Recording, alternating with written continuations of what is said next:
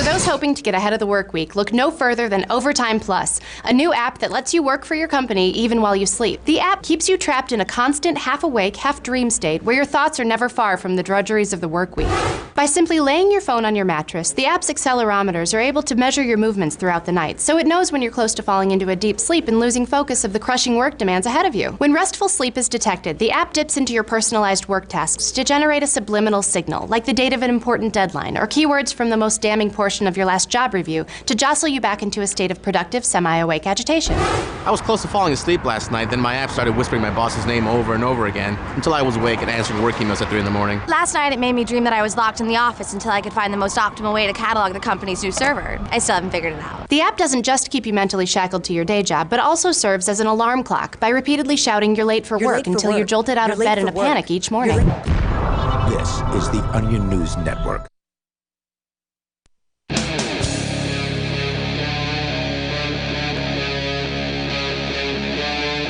Free Talk Live.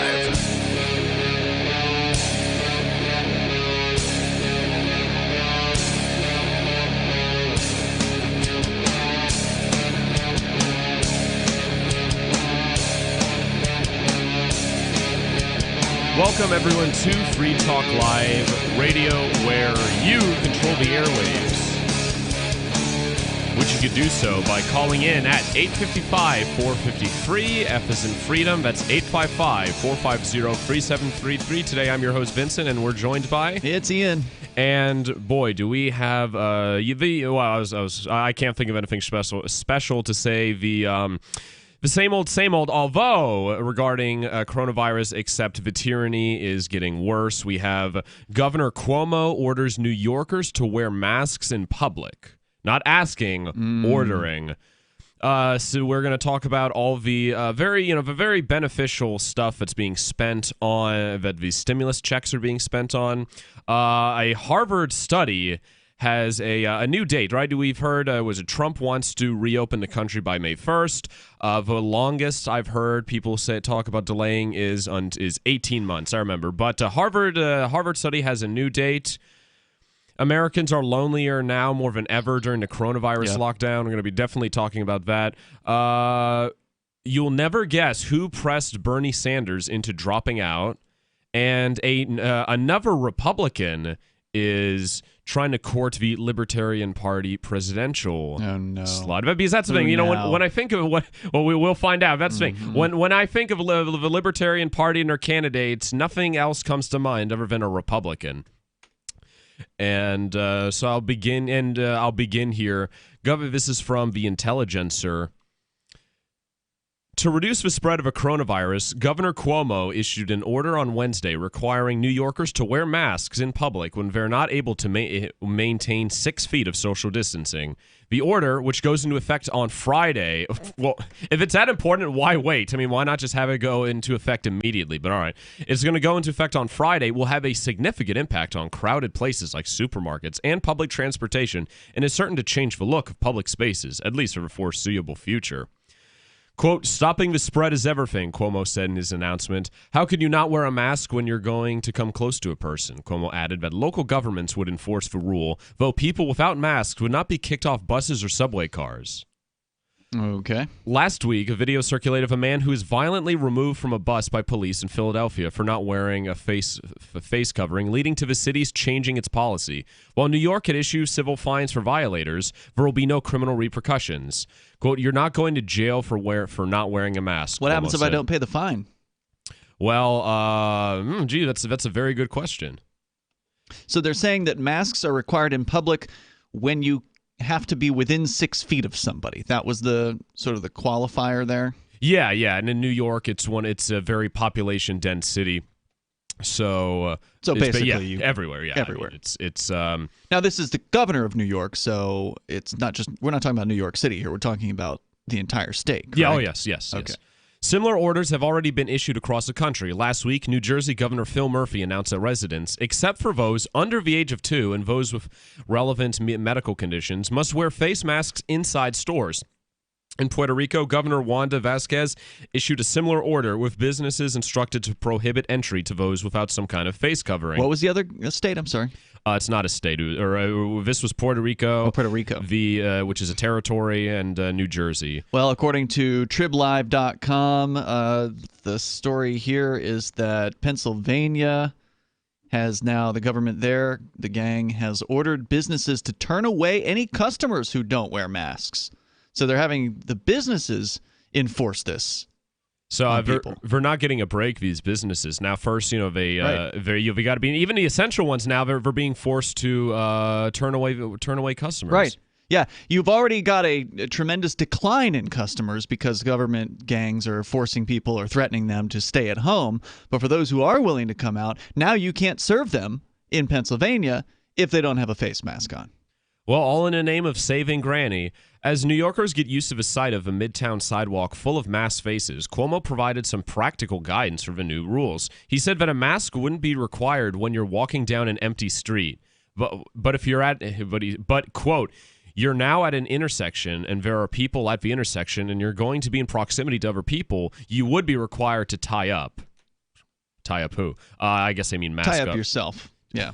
One pragmatic concern the governor did not address: the prevalence of mask wearing in the city as summer weather rolls in, which I'd say there's a lot more issues than that. But I don't know if you saw the picture. It shows Chuck Schumer, who's the senator from New York, New York State. He showed him wearing the mask with his nose exposed. Yeah, I've seen a few politicians like that. And I mean, I don't know. Does that mean they never had to wear a face mask or before? Or I mean, I don't know, maybe it's just uncomfortable. Chuck Schumer has a pretty big nose, but it's like, what if someone's not wearing a mask properly? Are the police going to go in and heckle them? I suspect they will. So I wonder if that'll happen to the senator. No, I doubt that. I mean, we were talking about it on your after show, Questioning Authority, last night. The photographs of these bureaucrats just standing right next to one another at all these press conferences, telling you that you've got to socially distance while they themselves are basically shoulder to shoulder. Oh yeah, and then they, at the end of these at the conferences, they'd shake each other's hand, pat each other on the back and such. I mean, it's like it's the biggest joke, and people wonder why some people think that there's no virus, that this is all just a bunch of garbage. Mm-hmm. So we have stimulus checks are being spent on dildos, tigers, guns, and stripper poles. So this is from the New York Post. No, it's not from a Babylon Bee. No, it's not from The Onion. This is, I mean, at least it's at least with these stupid impulse buys, it's helping the economy, right? Right. But yeah, the economy's going to be screwed, I think. Absolutely. I mean, it helps the economy just as much as if some government goons took a crowbar and smashed every single window on Main Street, and then they give you a check. Well, yeah, the check so you could spend it on getting your glass repaired. Stimulus checks are funding a national pandemic of impulse buys. Americans began receiving the first batch of coronavirus. Let's just use pandemic for everything. Why not? Well, what's your understanding? Okay, I'll pull up the definition. What's your understanding of pandemic? Well, it's actually probably a better use than calling the COVID-19 a pandemic, because it has to be widespread in order for it to be a pandemic. Well, here, just typing in pandemic into Google, you get the dictionary. Adjective: prevalent over a whole of a disease, prevalent over a whole country or the world. Yeah. And so if we're talking about a buying habit, then there could be a pandemic of a buying habit, because it also could mean simply universal, not having to do with the disease. Generally, it does have to do with disease. But so, yeah, if they're saying that a bunch of people are going out buying a bunch of crap, then you could say that is a pandemic of buying habits. But do you think that? So why don't you think COVID-19 is a pandemic? I mean, it's not widespread.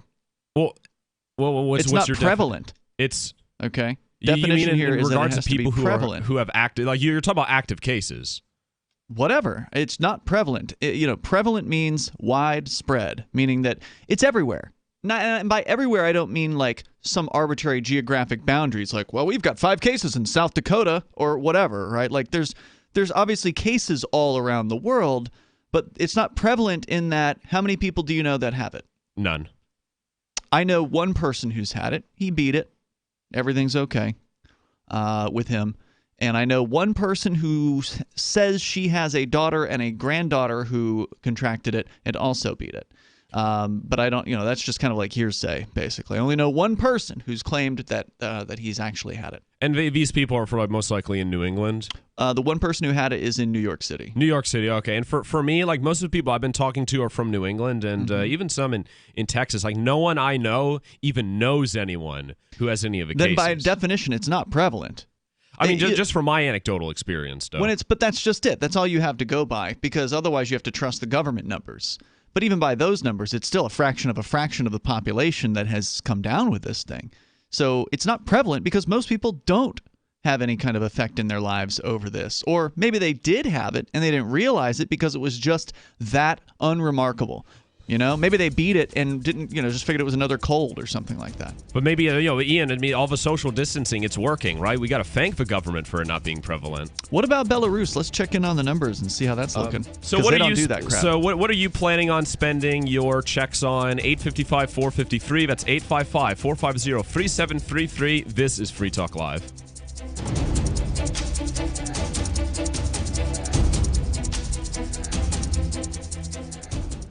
Bitcoin.com has launched a trading platform at local.bitcoin.com, allowing you to buy or sell Bitcoin Cash via dozens of payment methods like PayPal, Venmo, bank deposit, remittances, or meeting in person with cash. There are no ID requirements to sign up for and use the site, and all communications between buyers and sellers are encrypted. Finally, a global trading platform that respects your privacy. Visit local.bitcoin.com to get started trading Bitcoin Cash. local.bitcoin.com. Gold has definitely been on the move recently, and there is no more secure investment historically. McIlvaney ICA has been helping people take delivery of precious metals and find storage options for decades. They've helped thousands of investors with their precious metal IRAs. Call ICA today for your free portfolio review at 800-525-9556 or download their free report online at ICAGoldSilver.com to learn how you can double your gold and silver ounces even within an IRA. 800-525-9556 ICAGoldSilver.com. Find out about your common law rights. Move about the land freely in your personal conveyance or on foot. Know what to say if stopped by a man or woman in a costume, and proceed safely on your way. Also, find out how to lawfully keep all the money you make free of tax. Protect your liberty and freedoms in a peaceful and lawful way by adding William Stenson 60 at yahoo.com to your Skype contacts. And let's talk free on Skype. That's William Stenson 60 at yahoo.com. The next generation wallet is coming from Divvy. In just a few taps, you'll be able to send, earn, spend, and exchange digital money in seconds. Send money around the globe with only a swipe. Instantly exchange between Divvy, Bitcoin, and fiat right in the mobile app, and withdraw directly to your bank account. Divvy already offers the first one-tap solution for earning passive income with crypto. Multi-tiered masternodes allow everyone to partake in the network. Visit DivvyProject.org. DivvyProject.org.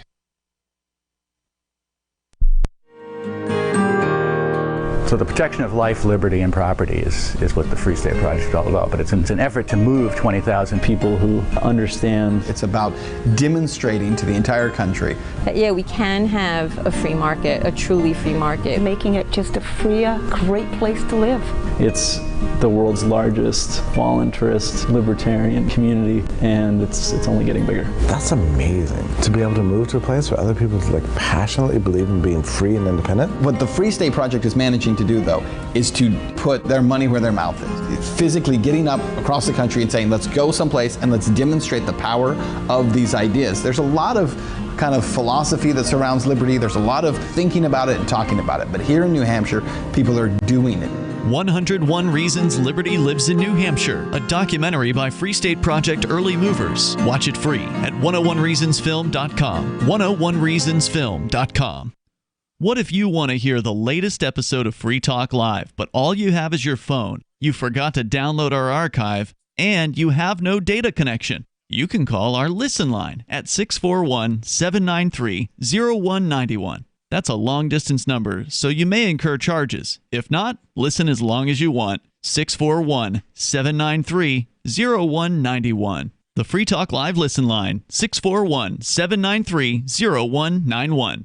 Are you a cryptocurrency advocate? The Crypto Tip is the ideal outreach tool to help new people discover cryptocurrency. It's a printable business card-sized tip that you can give to service providers, preferably in addition to a good cash tip. When the server scans the QR code, it'll bring up an explanation of cryptocurrency, how to install a wallet, and allow them to claim the tip. If they don't claim the crypto, you get your tip refunded to you after a time period you specify. Plus, if they do claim the tip, you get an email alert. Create as many tips as you want at cryptotip.org. That's cryptotip.org. Live video of our key New Hampshire-based shows is streamed on DLive. Please follow and share at dlive.lrn.fm. That's dlive.lrn.fm.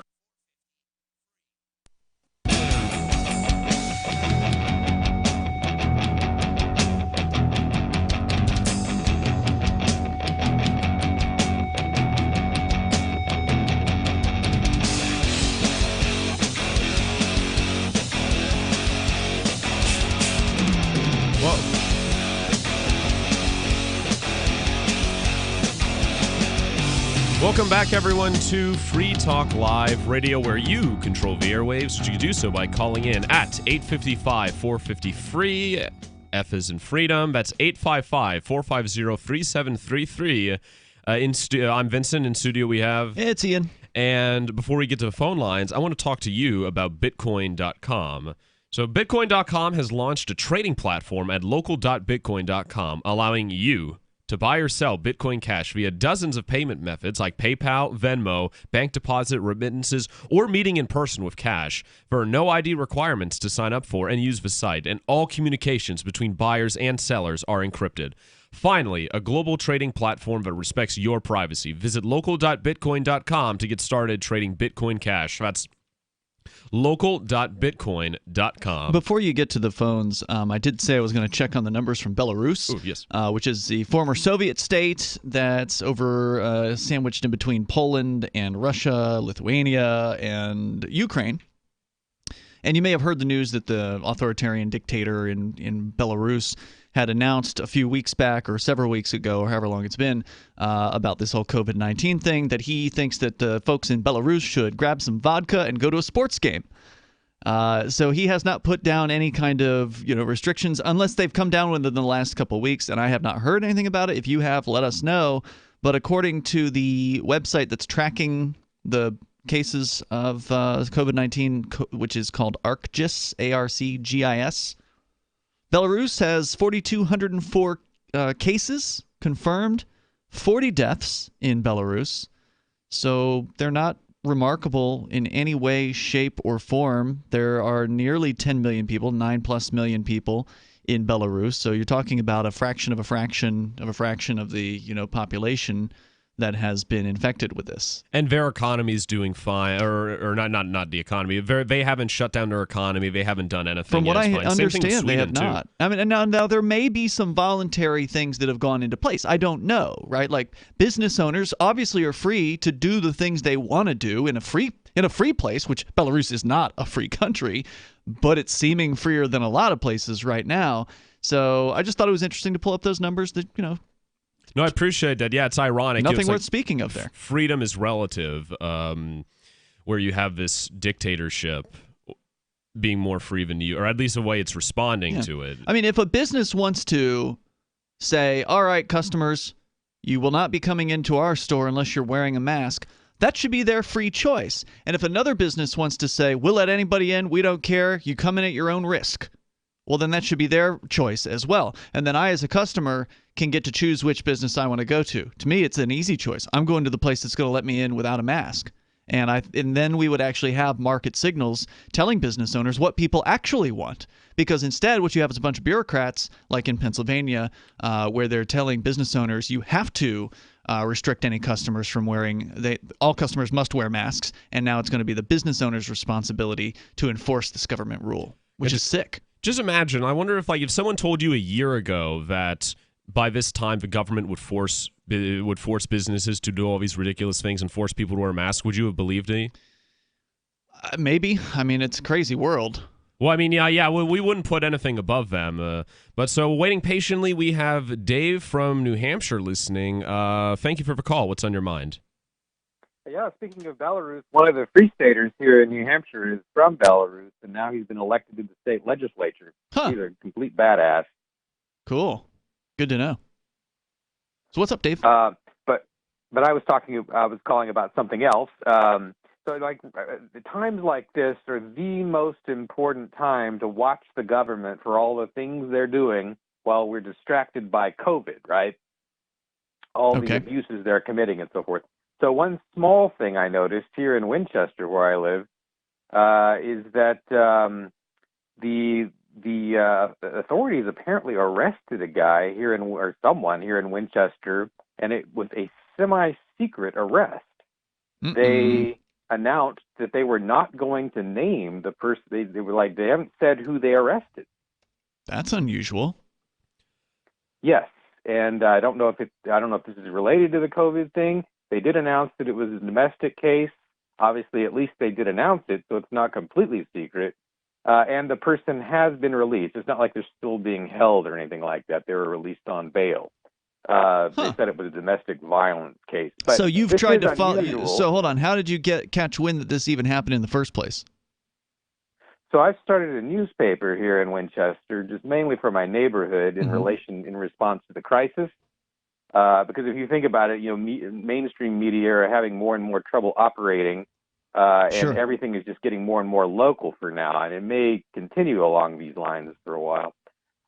So anyway, that's been my long-standing plan, would be to just start a newspaper wherever I was when crisis struck, if it ever struck, and now it struck. So I'm focusing more on my own town than I normally would. It's sort of against my policy on the Ridley Report to focus on my own town where I'm living. That's why I had such good relations with Bedford establishment. Okay, but how did you find out about the arrest? So it was announced on the Winchester PD Facebook page. And they didn't say who it was. So did you try contacting the police department directly to inquire about that? No, I haven't called them. And again, that's a part of my MO and my policy is I will not interact with authorities if I can't safely record the interaction generally. Now, I could record them and tell them I'm recording, but it's just when you're doing that on the phone, again, I have all these layers of different policies on my channel of what I will and won't do. All right. Well, I mean, it sounds to me, Dave, like they just left that detail out of the story on Facebook. And maybe if you were really curious, I mean, you could contact the police department and see what their official, police logs say. And I mean, no, go ahead. No, they did specifically say, so they said here, quote, the arrestee requested the services of a bail commissioner and was released on standard bail conditions pending arraignment on May 6, 2020 in Keene District Court. The name of the arrestee is not being disclosed in order to protect the identity of the reported victim, unquote. Oh, interesting. It makes sense with domestic violence cases. I see. Well, again, this is one of those things where if you were to press hard enough, you could probably find out. You could go to, well, I actually don't even know if they're letting people go into courts. That's another interesting question is, can you even go to watch these court hearings? I mean, I've been to a myriad of them over the years, but what sort of restrictions are they putting into place on people in the public who want to come and observe what's going on? In theory, you could get the court docket for that day, and you could probably use process of elimination or put in a Freedom of Information Act request with the police department to retrieve that info. But yeah, it's an interesting claim, and I appreciate you calling to share that with us. Thanks for the call, Dave. It's unfortunate for domestic violence, but I guess this is just evidence more of it. People are losing their minds in this quarantine thing. Obviously, domestic violence has gone on, before the shutdown, but this isn't good. I mean, it's certainly not good on people's psyches, and it's just going to get worse, right? Month number 1, we're seeing increase in suicides, increase in domestic violence, increase in alcoholism and drinking. And I'd hate to see if this lasts to 18 months, as people are saying. So when we get back, we'll continue talking about what people are spending their stimulus checks on. What are you spending it on? 855-450-FREE. This is Free Talk Live. Free Talk Live is now on more than 200 radio stations nationwide. We've had more than 18 million podcast downloads, and we claim millions of listens a month. We're a multimedia ad venue with print, email, web, and terrestrial radio marketing platforms. We strive to have ad packages that cater to advertisers big and small. Contact me today at marketfreetalklive.com to see what we can do for you. Marketfreetalklive.com. If you're a local advertiser, contact this station. But if you can service a national audience, contact me, marketfreetalklive.com. Do you want more businesses accepting Bitcoin Cash and Dash? Now with AnyPay, you earn passive income for every purchase at those businesses. Finally, a financial incentive to spread Bitcoin Cash and Dash. You made it happen, so you get the rewards. Download the AnyPay Cash Register app and add your cryptocurrency wallet addresses. Then install it at a real-life business and tell us what you did at anypayinc.com. anypayinc.com. Do you ever say, I could care less, when you really mean the opposite? You mean to say, I couldn't care less. It's a common mistake. You are judged by how you speak, especially if you're looking for work, with so many more applicants than openings now. But even if you're not, avoiding common misstatements will help you make the most of the dozens of conversations and transactions that crowd your daily routine. So whatever you say, don't say whatever as a single-word sentence. It's the most annoying expression in the American English language, according to a recent poll. And avoid cliches like the plague. Just kidding. But seriously, at the end of the day, you'll want to avoid this scenario, sounding like everyone else. For more tips, hit survivalspeech.com. I'm Holland Cook. Do you want more businesses accepting Bitcoin Cash and Dash? Now with AnyPay, you earn passive income for every purchase at those businesses. Finally, a financial incentive to spread Bitcoin Cash and Dash. You made it happen, so you receive the rewards. Download the AnyPay Cash Register app and add your cryptocurrency wallet addresses. Then install it at a real-life business and tell us what you did at anypayinc.com. anypayinc.com. Some of you asked, and now we've delivered. LRN.FM's live Keene, New Hampshire studio shows are now streamed in HD on Twitch. Visit our channel at twitch.lrn.fm and give it a follow. If you have Amazon Prime, you get one free subscription on Twitch. If you use it on our channel, Twitch will give LRN.FM a monthly piece of your Prime subscription cost. So please watch, follow, share, and subscribe to twitch.lrn.fm. That's twitch.lrn.fm. Free Talk Live. You're privileged to drive the road. You must follow the laws. No, I don't have to. You're going to make you're but a double park, and you're going to make a left-hand turn in front of a cop? Can I respond to you here, Barbara? Go right ahead. I'm not going to run a red light in front of a cop because he has a gun and is willing to hurt me, but I've run plenty of... Wrong. He's not going to hurt you. He's going to give you a ticket. Oh, but if I decide not to pull over, what will he do? Well, you're not obeying the law. Barbara, I don't obey arbitrary words written down by strangers. I obey natural law, Barbara. That means if I do something, I expect consequences will come from that, sometimes good, sometimes bad. You run a red light, somebody comes around and you kill him. I would never run a red light like that. When I run a red light, I stop first, look around, make sure no one is in danger, and then I go through. Oh, you are such a phony. Free Talk Live, 7 nights a week from 7 to 10 Eastern, live on the Liberty Radio Network at LRN.FM. You're listening to the best liberty-oriented audio streamed around the clock, on the air and online. This is the Liberty Radio Network at LRN.FM.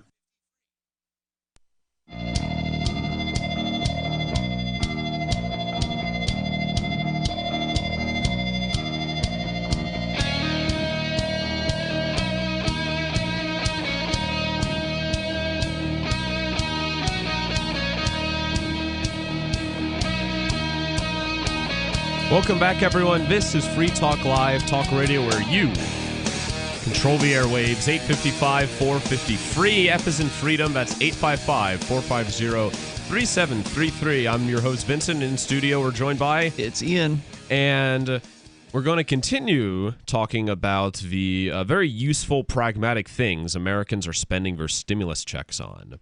So is from the New York Post. Americans began receiving the first batch of coronavirus relief funds this week, and now many are taking to social media to brag about the assortment of purchases, both strange and savvy, they've already made. Okay, so this isn't an actual phone survey. This is just plucking things out of social media. Well, yeah, I mean, it's journalism in 2020, of course. Right. But the thing is, though, it's not just people bragging or saying. People are posting screenshots of their carts and the receipts from it, the order details. Among the more trivial items people have reportedly used the extra bucks on is inflatable dinosaur costume, although the buyer argues the $35 get-up was totally worth it. F it, I'm buying a stripper pole with my stimulus check. We have to invest in our future, tweets a future exotic dancer. Some are jokingly planning to team up so they could use their economic impact payments to buy a baby tiger. It's buying canopied beds. Here's this person. Stimulus car check came in the morning, and I immediately paid off my credit card and bought my first toy. And I can't read the second part. So people are buying dildos and vibrators with it as well. Paintball equipment, which is actually pretty expensive. Paintball is way more expensive compared to airsoft. Well, that's really nice for all those folks. I'm glad that they are so well off.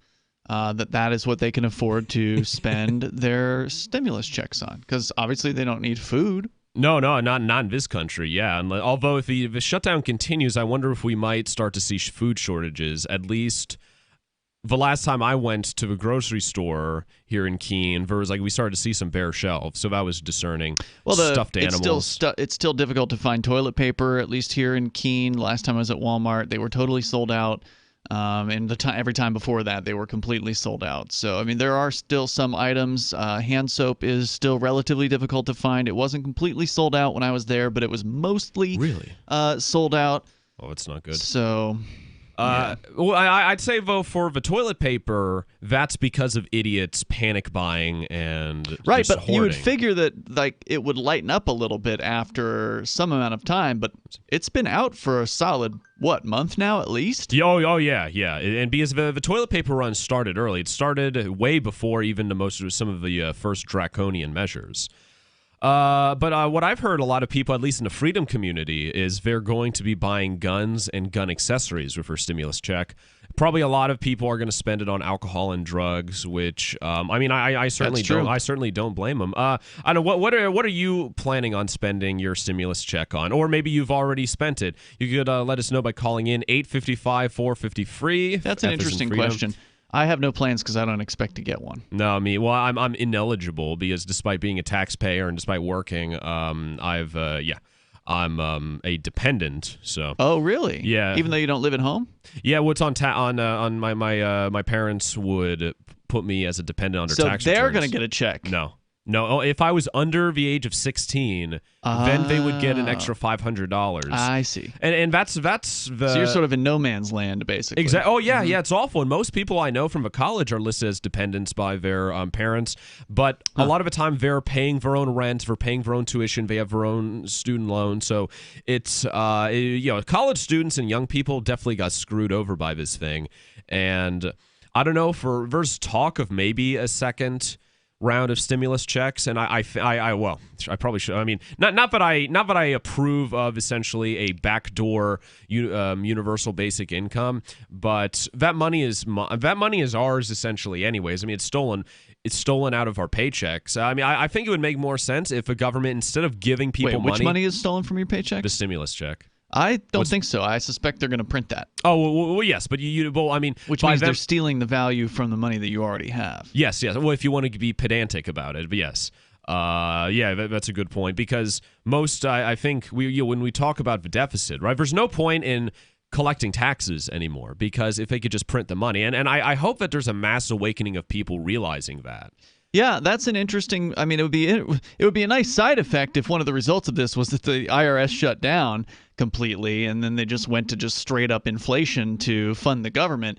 I wouldn't have a problem with that necessarily, because we have ways to protect ourselves against their inflationary policies by taking your value and putting it into other things. And this is, maybe what some people are going to do with their stimulus check is buy some precious metals and buy some cryptocurrency with it and sort of hedge against what seems to be inevitable. Although I did hear there was a story and I don't know if it was Mises Institute or the Foundation for Economic Education, but I heard there was one of those libertarian think tanks that put out a piece that suggested that even with all the printing that they're going to be doing with these stimulus packages and bailouts and all that, the trillions and trillions of dollars that's coming, that there may still be deflation as a result of that, presumably because of all the defaulted loans and failed businesses and such. Oh, that's a good point. I didn't think of that.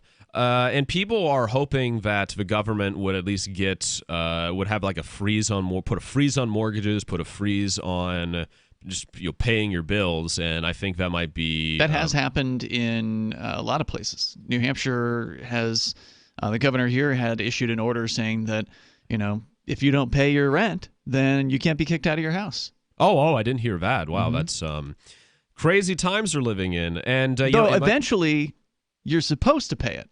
Oh, I see. So, but the landlord or the business or whoever it is, it's not just personal rent, but also like business rent, right?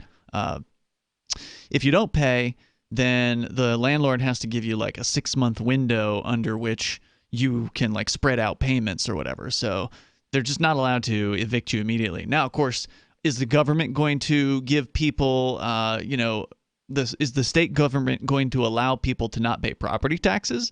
Because ultimately the landlord's got to get paid because the government got to get paid. So the landlord has bills to pay too, specifically the property tax bill that's going to come up in May here in New Hampshire. Well, no, that can't happen, Ian, because if people don't pay for property taxes, how will kids be able to go to school? Oh wait, they're not. Yeah, they're not. The school is. I think it was today. Yes, Sununu extended I saw it on Granite Grok. Yeah, he extended. So now the school year is just done. I mean, it's not. It's not done because the kids still have to do like online classes or whatever stupid crap. Yeah. What's interesting is that you bring this up because are they gonna reduce the school budgets because they don't have any classrooms that people can go to anymore? I doubt it. They're probably going to keep the school budgets right where they are because you get all these teachers' unions and their contracts and all their mandates. And so right now I think the school is 70% or close to it of the property tax bill here in Keene. So it's the bulk of the property taxes, and now their services are not what they used to be. No, and they at least here in Cheshire County, I forget the school district here in New Hampshire. There's no school, there's no break, there's no spring break, just because students have been on spring break essentially for the past month, or an extended spring break, and it's driving parents crazy. Although I mean, like I haven't seen any of the materials of the take-home materials. I don't imagine it's that difficult. But I don't know. How about you? Are you a parent who's forced to become a homeschooler? You could let us know how that is by calling in at 855-450-FREE. That's F as in freedom, FREE, or 855-450-3733. That could be one of the real good side effects of this is people who otherwise would have been too busy to really I like the idea of homeschooling, just too busy, the kids are going to the school, everything's fine.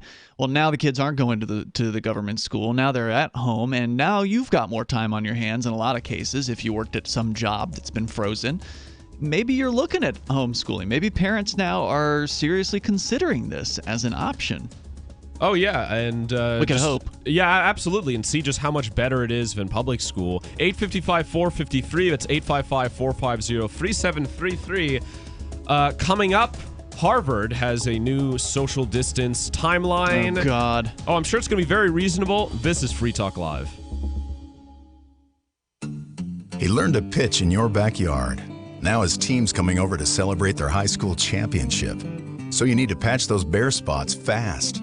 Pennington One Step Complete has a revolutionary formula that repairs bare spots in only 2 weeks or less. Pennington's been trusted since 1945, and now it works even faster. One Step Complete from Pennington. Honest green. Get your lawn ready for any occasion. Head to your local retailer to pick up One Step Complete. Attention all radio listeners who still need food supplies. If you've thought about the implication of food-related supply chain disruptions and are concerned about the coming quarantines, this will be the most important message you will ever hear. Here's why. In the next few days, all Americans will face extremely hard choices. If we've learned anything from China and Italy, it's that quarantines and enforced lockdowns are just a few days away here in the U.S. Listen, while dehydrated food is becoming scarce, you can still get enough open pollinated heirloom seeds to grow a 1-acre crisis garden. The truth is, growing nutrient-dense vegetables in the days ahead may actually be the single most important thing you do. Go to survivalseedbank.com and watch the new video to understand the nature of the threat. This could be life-saving. Lockdowns can last from 6 to 8 weeks. Get free bonus seeds, special quarantine reports too. Go to survivalseedbank.com. That's survivalseedbank.com. She used to play hide and seek in your backyard. Now she's getting married in it.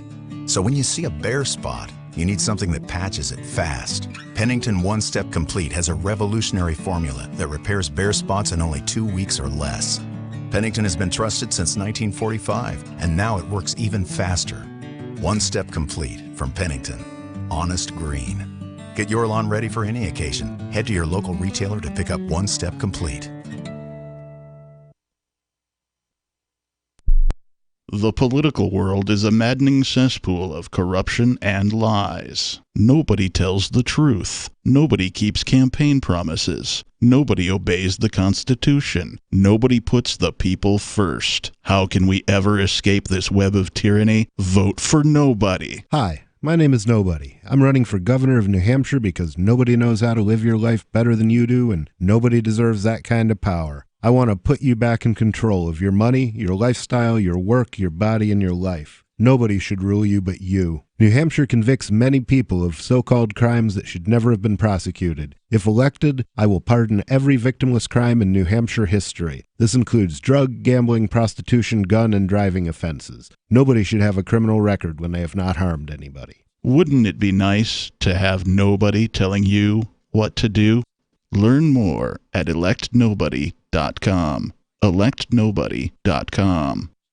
So you've heard all 3 hours of the latest episode of Free Talk Live, and you're still hungry for liberty-oriented audio content? Did you know that we have another 24/7 audio stream at LRN.FM? The Liberty Radio Network airs the latest episodes of some of the best liberty-oriented podcasts on the internet around the clock. In addition to recorded content, you'll also hear live shows like Free Talk Live, originating from our Keene, New Hampshire studio. So listen anytime at LRN.FM. That's LRN.FM.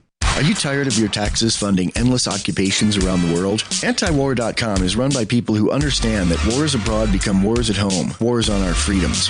Antiwar.com is dedicated to bringing you the latest in news, views, interviews, and reviews from the top movers and shakers in the anti-occupation movement. Antiwar.com has it all, from thorough foreign policy analysis to interviews with whistleblowers who used to run the military-industrial complex. Anti-war, pro-free market. That's antiwar.com.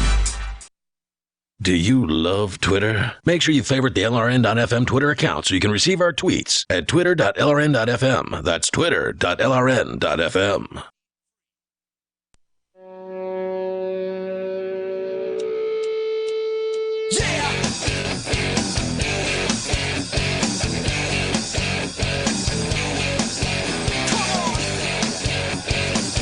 Yeah, come on. Welcome back, everyone. This is Free Talk Live Radio, where you control the airwaves. You can do so by calling in at 855-450-FREE. That's 855-450-3733. I'm your host, Vincent, and in studio we're joined by... It's Ian. And before I get to Harvard's new Harvard Study's new suggestion as to when we should end social distancing, I want to talk to you about AnyPay. Do you want more businesses accepting Bitcoin Cash and Dash? Well, now with AnyPay, you can earn passive income for every purchase of those businesses.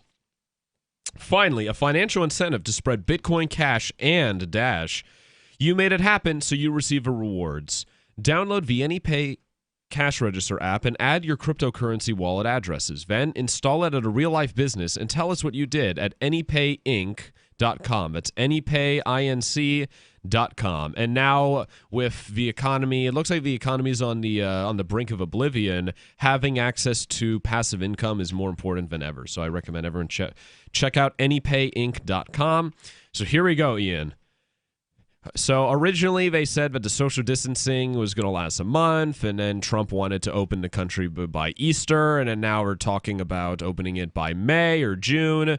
Then other people said, and I said, oh, this is crazy, when they said, oh, we have to have social distancing for 18 months, or at least until there's a vaccine. Well, so now here we go. This is from Harvard. Social distancing until 2022 unless treatment available, right? To the year 2022. This is from stories from Breitbart.com. A study by researchers at Harvard University School of Public Health found social distancing practices will likely be required, not recommended, be required until 2022 unless treatment or a vaccine becomes available to counter the spread of the infection caused by the novel coronavirus. And now it's the issue with a vaccine is you know why you can't go if you have a common cold, you can't just go to the doctor and get a shot for it. It's because it's constantly mutating. That's why we're never able to accurately predict what's going to be the influenza strain. And now they just have to take a guess. Exactly, yeah. With the flu, and most of the time they're wrong. And so now they're expecting us to keep the economy shut down and stay huddled inside, hiding from everyone else for years until they could come up with some miracle vaccine. Ridiculous. It is ridiculous. Published Tuesday at Science, just a magazine's called Science, so we got to believe it. The study concluded intermittent social distancing practices will probably be needed in order to ensure enough hospital capacity for patients critically ill with a COVID-19 infection. My God, there's apparently a YouTube video on YouTube, but I've also talked to people personally who've gone into hospitals, and we've heard of people who've been sent home from hospitals that are working at hospitals because they don't have anybody there. Now, there may be some hospitals where there's, a fairly large number of patients, like ostensibly New York City may have some of those. But for the most part, there's not much going on in a lot of the United States hospitals. So all of this fear-mongering is really frustrating. And Harvard, they've got their opinion, and apparently the federal government came out with their recommendations today. I don't know if you heard about that. Oh, well, I think was it what Trump said at his meeting, the briefing, right? The daily briefing, which took, I think it was 6:30. So no, I was on my way here, so I didn't get a chance. Please tell us. Well, let's see. They've got a document that they've released, an 18-page document with guidelines for individuals on good hygiene practices, guidelines for employers. So this is before we get to the actual recommendations of how to reopen America. That's what this document is entitled, Opening Up America Again. So employers are instructed to develop and implement appropriate policies in accordance with federal, state, and local regulations and guidance. Well, is this just guidance? Are you just giving me suggestions? Or are these going to be regulatory mandates, rules that will be threatened by violence of the police and shutting down, stripping business licenses and that sort of thing? I suspect it'll be that.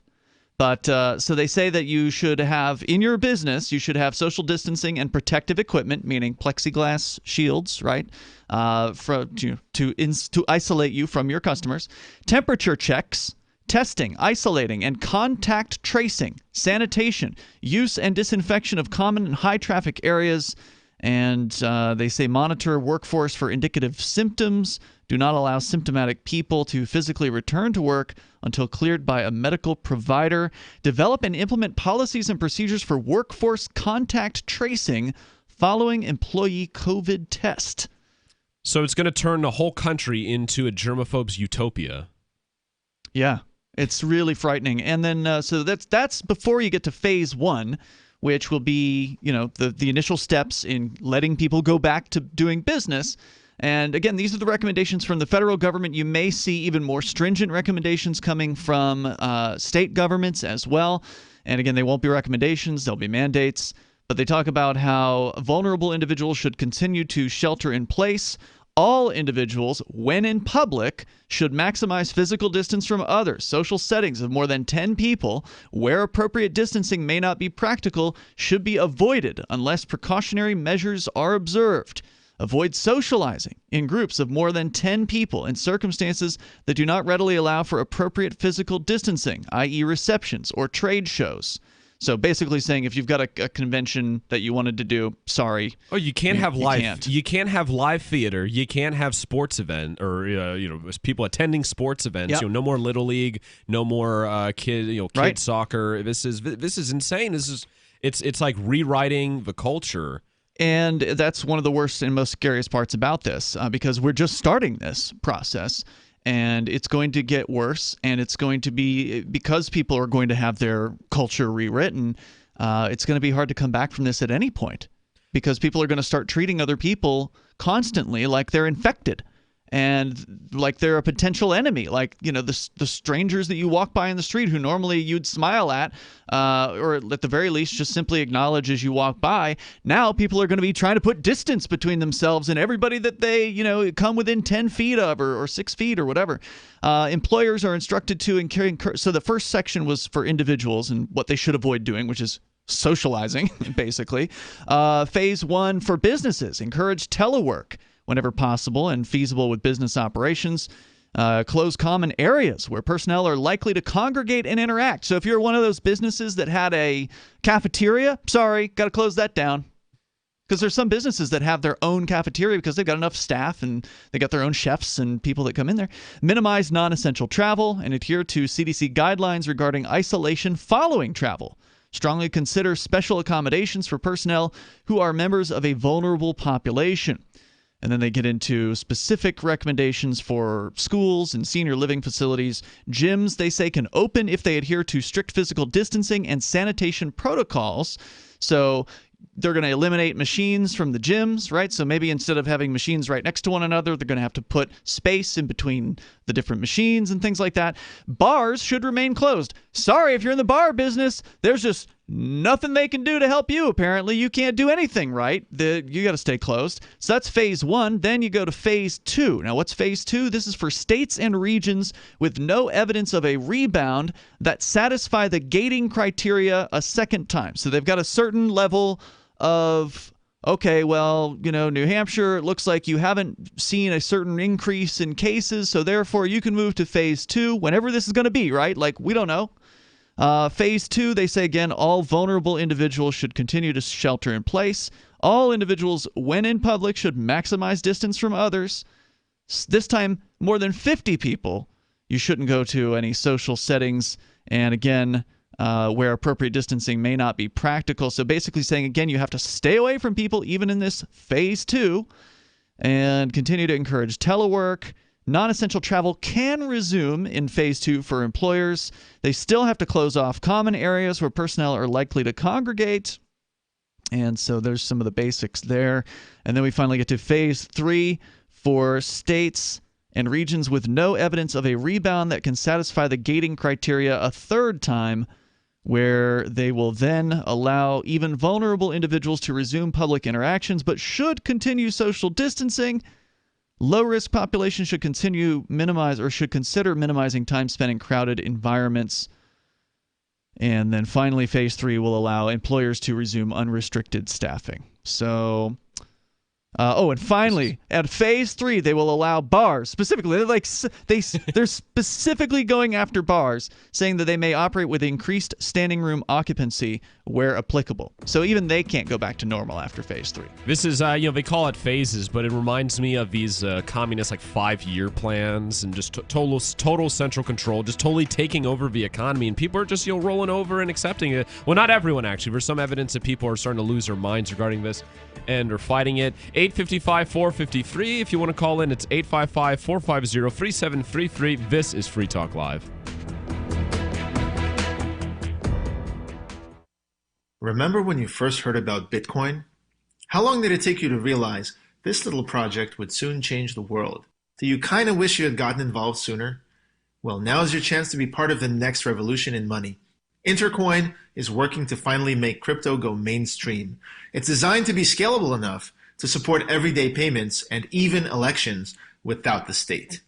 Bitcoin was originally supposed to be a peer-to-peer cash system, the way we would all pay one another without having to trust any third party. But instead, over time, it mostly became a store of value. That's because every 10 minutes, the Bitcoin network must put all transactions into a block, and that block can only hold so much. If crypto is to become mainstream, for everyone to use it in everyday payments, we need a new architecture, one that's as secure as Bitcoin while being far more scalable. Check out intercoin.org to find out more and maybe pick up some of those coins for yourself.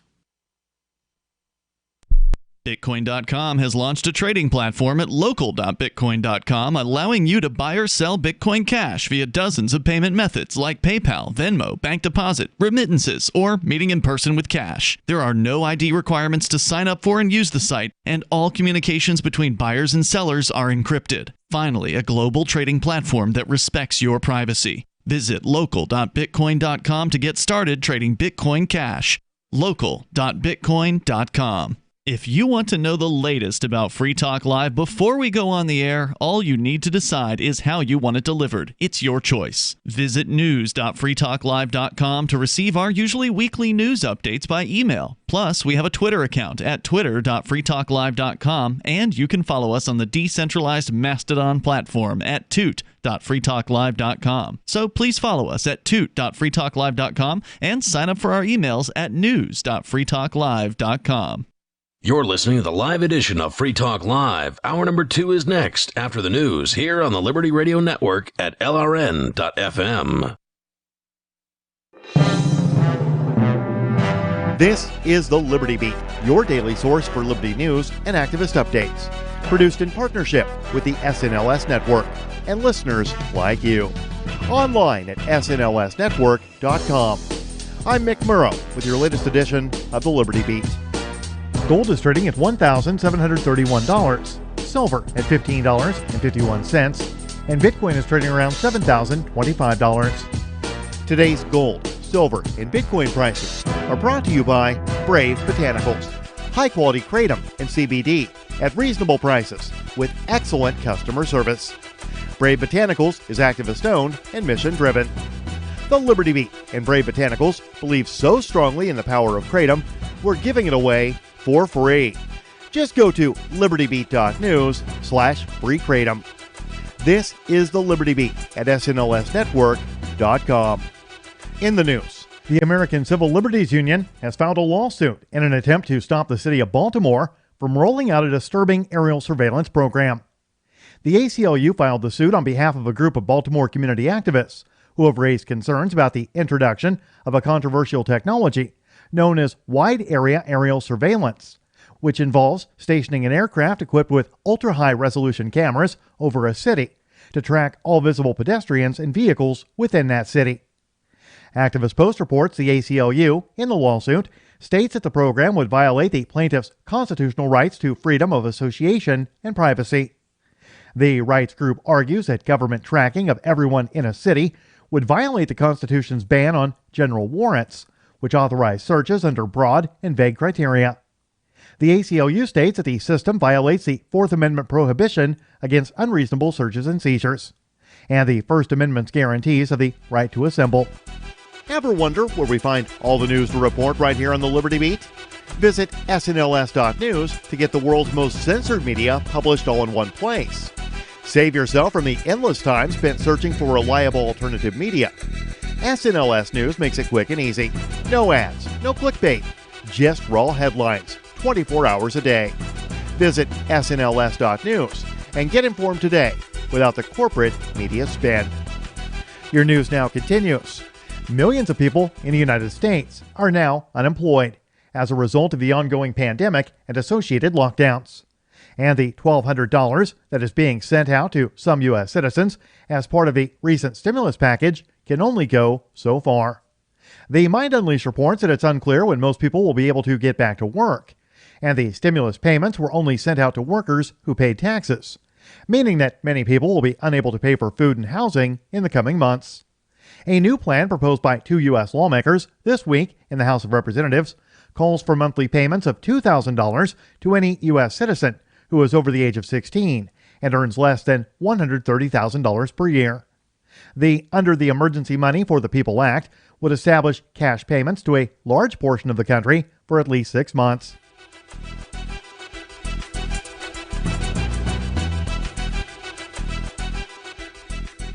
With some 80 million people expecting stimulus money to hit their bank accounts beginning this week, in the biggest and unprecedented instance of the government passing helicopter money directly to Americans' pockets in history, there are bound to be mistakes and errors.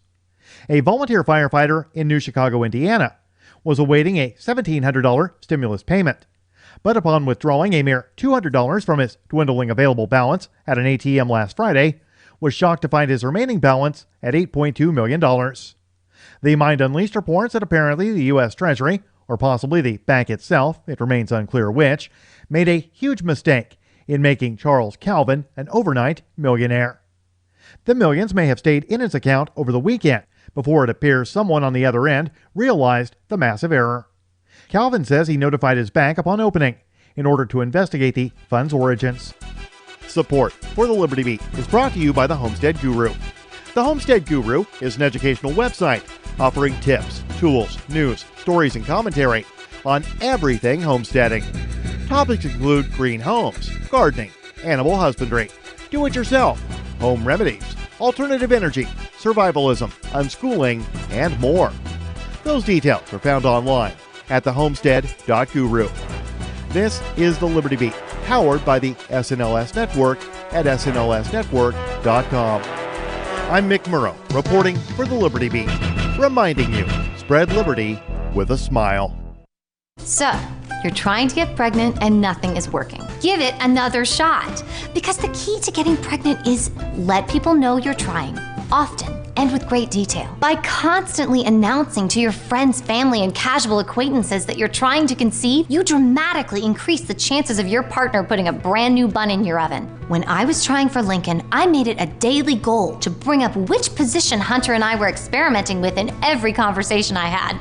I told literally anyone I could, from teachers to babysitters to telemarketers, that I stand on my head after Hunter finishes inside me. And sharing that information really helped me conceive. Plus, people like hearing about it. There's nothing to be ashamed of or hide. What your husband's unprotected penis feels like as he thrusts. How you'll whisper possible baby names in his ear as he ejaculates. These are perfectly natural things to bring up at an office party or to announce at the beginning of a flight. This is the Onion News Network.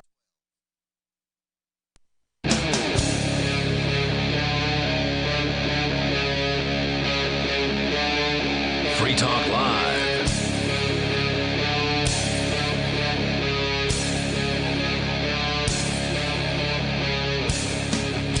Welcome back, everyone. You're listening to Free Talk Live Radio, where you control the airwaves, which you can do so by calling in at 855-450-FREE with F as in freedom. That's 855-450-3733. I'm your host, Vincent. In studio, we have... It's Ian. And Ian, you had a little bit left of Phase 3 to talk about regarding Trump's, not Trump's, but the federal government's plan to reopen the country. Yeah, I mean, it sounds so optimistic, right? Hey, it's coming back. Everything's coming back. Well, no, apparently not everything is going to be coming back. They've got a 3-phase plan here that they are, and apparently this is the guidance being given to state governors.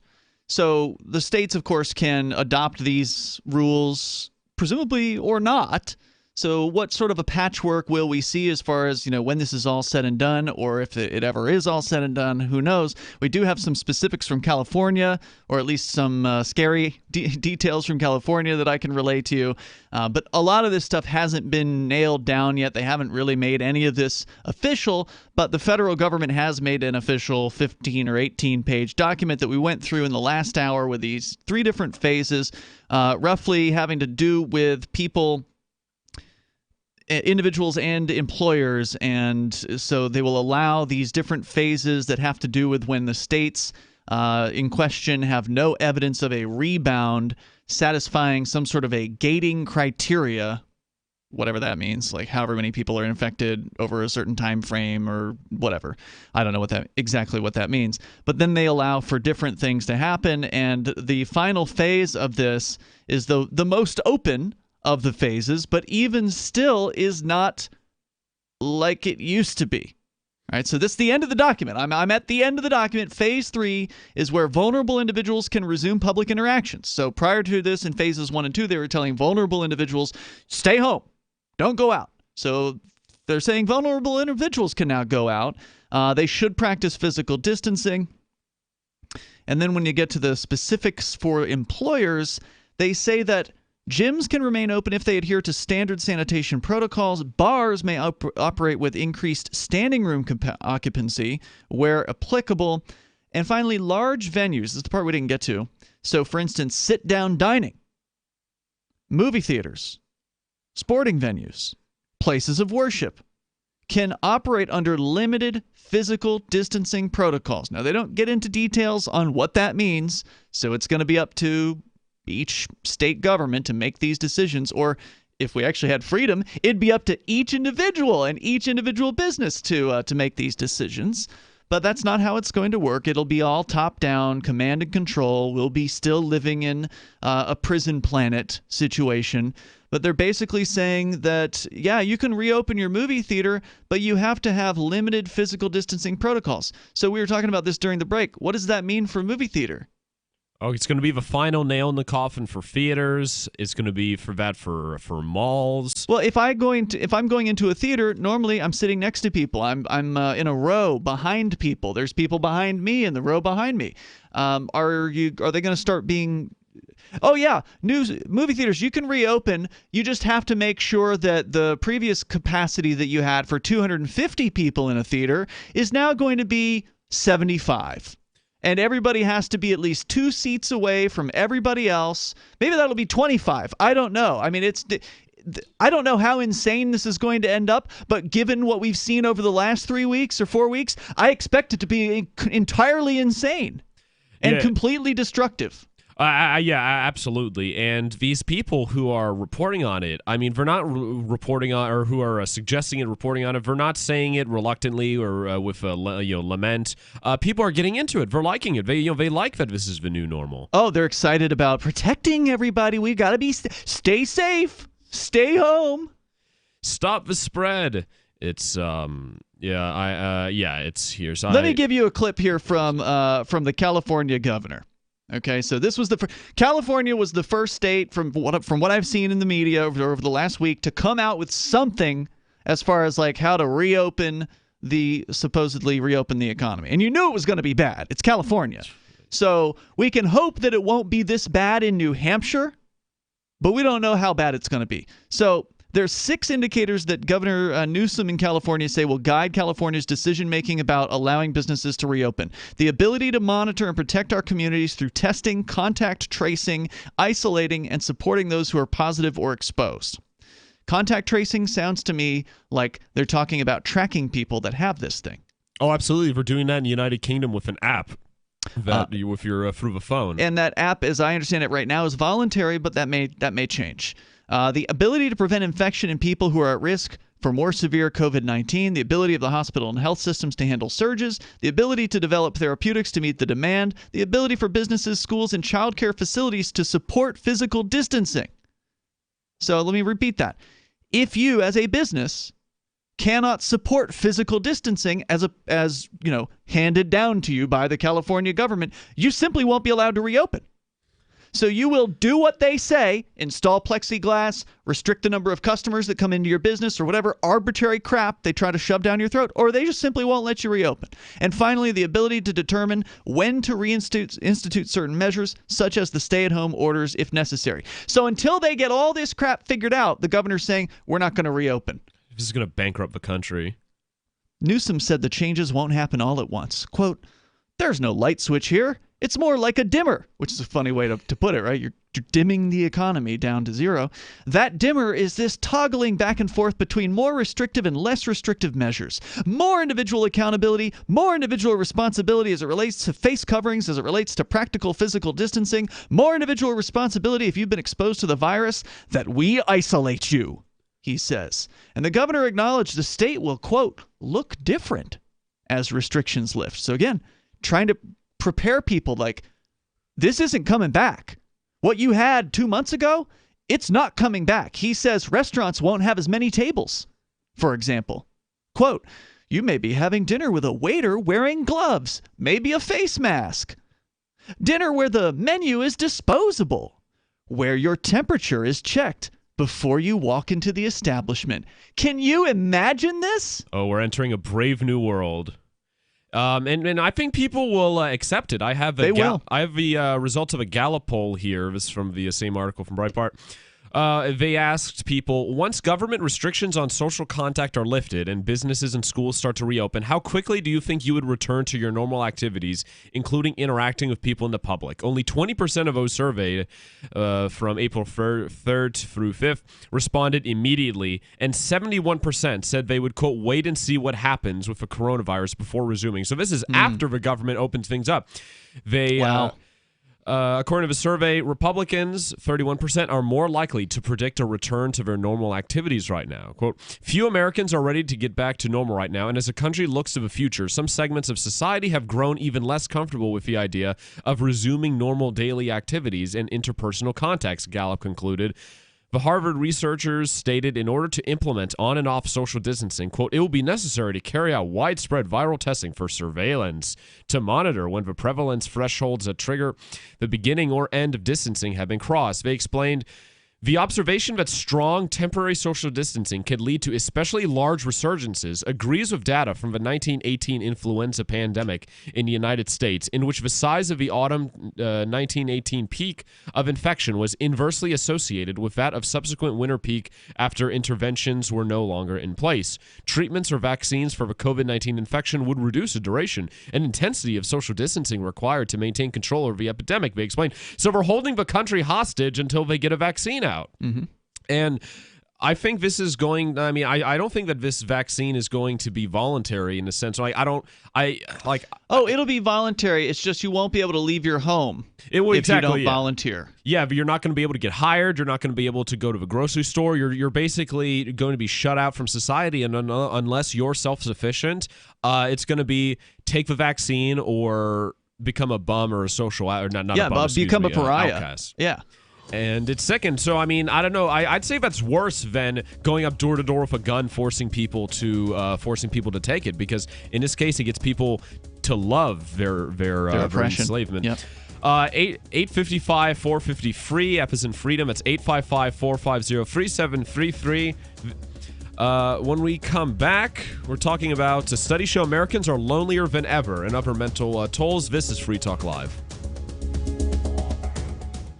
Free Talk Live is now on more than 200 radio stations nationwide. We've had more than 18 million podcast downloads, and we claim millions of listens a month. We're a multimedia ad venue with print, email, web, and terrestrial radio marketing platforms. We strive to have ad packages that cater to advertisers big and small. Contact me today at mark@freetalklive.com to see what we can do for you. mark@freetalklive.com. If you're a local advertiser, contact this station. But if you can service a national audience, contact me, mark@freetalklive.com. Bitcoin.com has launched a trading platform at local.bitcoin.com, allowing you to buy or sell Bitcoin Cash via dozens of payment methods like PayPal, Venmo, bank deposit, remittances, or meeting in person with cash. There are no ID requirements to sign up for and use the site, and all communications between buyers and sellers are encrypted. Finally, a global trading platform that respects your privacy. Visit local.bitcoin.com to get started trading Bitcoin Cash.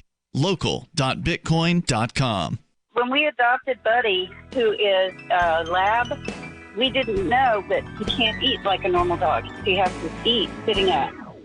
So just put him down. His life expectancy maximum is 3 years. Well, he's 6 years old now, and I attribute most of that to Dinovite and a lot of love. DINOVITE.com. I heard about Dinovite on the radio and started mixing it in with his food, and it's changed everything. Dinovite is nutrition. Yes, he has a nice shiny coat. Yes, it helps with keeping a good, healthy weight on him. He's happy, he's healthy, and he's going to be with me for a long time because of Dinovite. Dinovite for life. We take him to the vet now, and they can't believe it. I love my dog. I want him happy and healthy, so I give him Dinovite. You won't believe how happy your dog will be. I get my Dinovite from DINOVITE.com. Is spreading the message of liberty, cryptocurrency, and peace around the globe worth $2 per month to you? As you may already know, in addition to our internet feed, LRN.FM broadcasts on free-to-air satellite across North and Central America, as well as Sub-Saharan Africa. And we've been available on satellite for free 24/7 since 2010. The LRN.FM free-to-air satellite signal is reaching some of the most oppressive regimes in the world, and there's no doubt our ideas are making an impact. You can learn more about the channel's impact by watching the 3-minute video at fund.lrn.fm. If you'd like to help free minds globally with our ideas of liberty, cryptocurrency, and peace, you can donate as little as $2 per month via fund.lrn.fm. You can help us continue and expand our satellite broadcast to multiple continents. Visit fund.lrn.fm today, and thank you for your help. Don't forget to share the link on social media. That's fund.lrn.fm. LRN.fm now has a Discord. Discord is a free text and voice chat platform, and we now have our own server with a bunch of channels at discord.lrn.fm. You can join other listeners as they chat about various things during our live shows, or anytime, day or night. Discord software is available cross-platform, so you can have it on whatever device you want and take your chats anywhere. Join our Discord at discord.lrn.fm. That's discord.lrn.fm. I'm a little obsessed with My Magic Mud. Several years ago, I met Jessica Armand, the founder and CEO of My Magic Mud, and I didn't even know my teeth were coffee stained. A week's worth of use convinced me, and now I use it every 3 or 4 days. It's clinically proven to whiten teeth, and I think it cleans better too. My Magic Mud's available at most local health food stores, Sprouts, Natural Grocers, CVS, Walmart's Natural Beauty Aisle, but I can get it for you for 20% off with coupon code FTL20 at mymagicmud.com. FTL20 mymagicmud.com. You can put the Liberty Radio Network on the air in your area. Visit broadcast.lrn.fm to learn how. Broadcast.lrn.fm.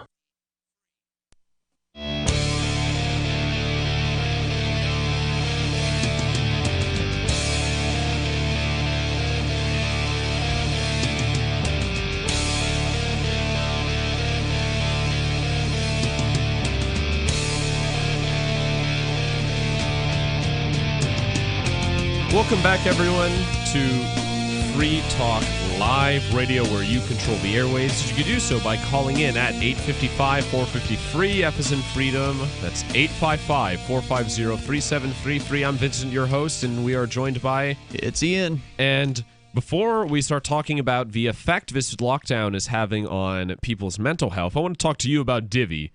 The next generation wallet is coming to Divvy. In just a few taps, you'll be able to spend, earn, store, and exchange digital money in seconds. Divvy says you'll be able to send money around the globe in only a swipe and instantly exchange between Divvy, Bitcoin, and fiat right in the mobile app and withdraw directly to your bank account. There's no need to wait, though, as Divvy already offers the first one-tap solution for earning passive income with her multi-tiered masternodes, allowing anyone to earn by supporting the Divvy network. When a new Divvy wallet launches, because of Divvy's relationship with Western Union, Divvy will be in 200 countries, including the United States. You can learn more at divvyproject.org. That's DIVI project.org. So now this is from the New York Post, this article. Study shows Americans are lonelier than ever due to coronavirus lockdown. You don't say. And although I will say, to quote the snake from The Little Prince, it could be lonely among people too. 4 in 10 Americans are lonelier now than ever before as a result of a coronavirus pandemic, according to new research. A survey of 1,055 Americans asked respondents to think about how the outbreak is affecting them and revealed it's caused loneliness to hit new heights at 44% of those surveyed. Hear that, Ian? That's another. I guess it's another symptom of the coronavirus, right. Is loneliness. Once again, blaming the coronavirus. They're constantly saying, "Oh, it's the coronavirus that's shutting things down. Oh, how's the coronavirus affecting you?" Well, most of these people, again, it's not prevalent, probably haven't been affected by the coronavirus. They've been affected by the fact that these government gangsters are putting their violent foot down and stopping businesses from being open, putting people out of jobs. Record numbers are, going to be out of work here very, very shortly, if not already. And they got nothing to do but sit around. There was some study that showed people are watching 8 hours a day of Netflix now. I can't. That's not depressing or anything like that. No, I don't even. I can't imagine there's that many things that good on Netflix to watch 8 hours worth each day. Well, was it Netflix or was it just streaming? Maybe just content? streaming. Yeah, I mean, what I saw was streaming content. And it continues, and these feelings of loneliness were found to be part of a wider effect. I mean, hold on, before you go on. Like, I find myself doing this, right? I don't watch a lot of television, but I've got a couple series that I like to watch. I'm watching the Better Call Saul show, for instance, and I find myself watching this wondering, what will television shows be like in the future? Will they show the old world?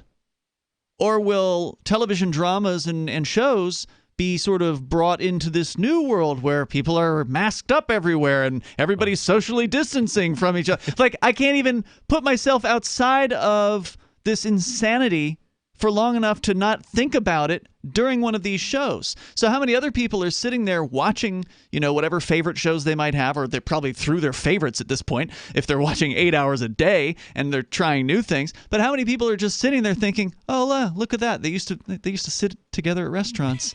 I remember when I used to sit with people at restaurants. Like, how depressing is it to watch people living the old way? Because that's how all the shows are. Yeah. Well, at least until they start making new ones, which will be, whenever. Because I imagine, like, for theater, at least for me, my experience in theater, we had to stop because production's halted. Yeah, absolutely. They can't even finish the last episode of The Walking Dead because the editors can't work from home. They've got all the fancy editing equipment, and Warner Brothers or wherever they got to go to. That's So, but what I'm thinking is, it's depressing, right? Looking at how the way the old things were, but they could also, if they incorporate social distancing into new shows, when or if they start making them, then it's just going to acclimatize people to this new reality. More propaganda. Right? Oh, absolutely, yeah. Like Operation Mockingbird, where the CIA would dictate plot points for media to try and essentially brainwash people. These feelings of loneliness were found to be a part of a wider effect. If social distancing and quarantining continues, a fifth of respondents, so 19%, said it will have major implications for their mental health. Yeah. Commissioned by the University of Phoenix, a survey found Americans have a wide variety of concerns in the current moment, with health, mental, and physical first on the list. Results revealed respondents' top concern to be their loved one's health, 71%, followed by their own, 61%. Other respondents were worried about experiencing increased anxiety and not being able to pay bills as a result of a pandemic.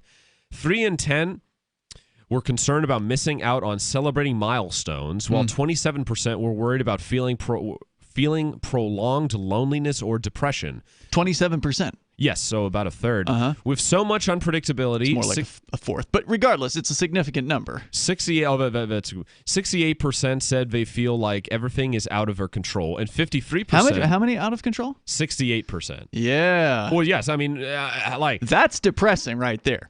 Well, now maybe it hasn't manifested as depression, but to feel as though your life is completely out of your control, to be 68% of Americans to feel that way, which it's true. Yeah, because most people are doing what they're told, even though they could act free. They could come out.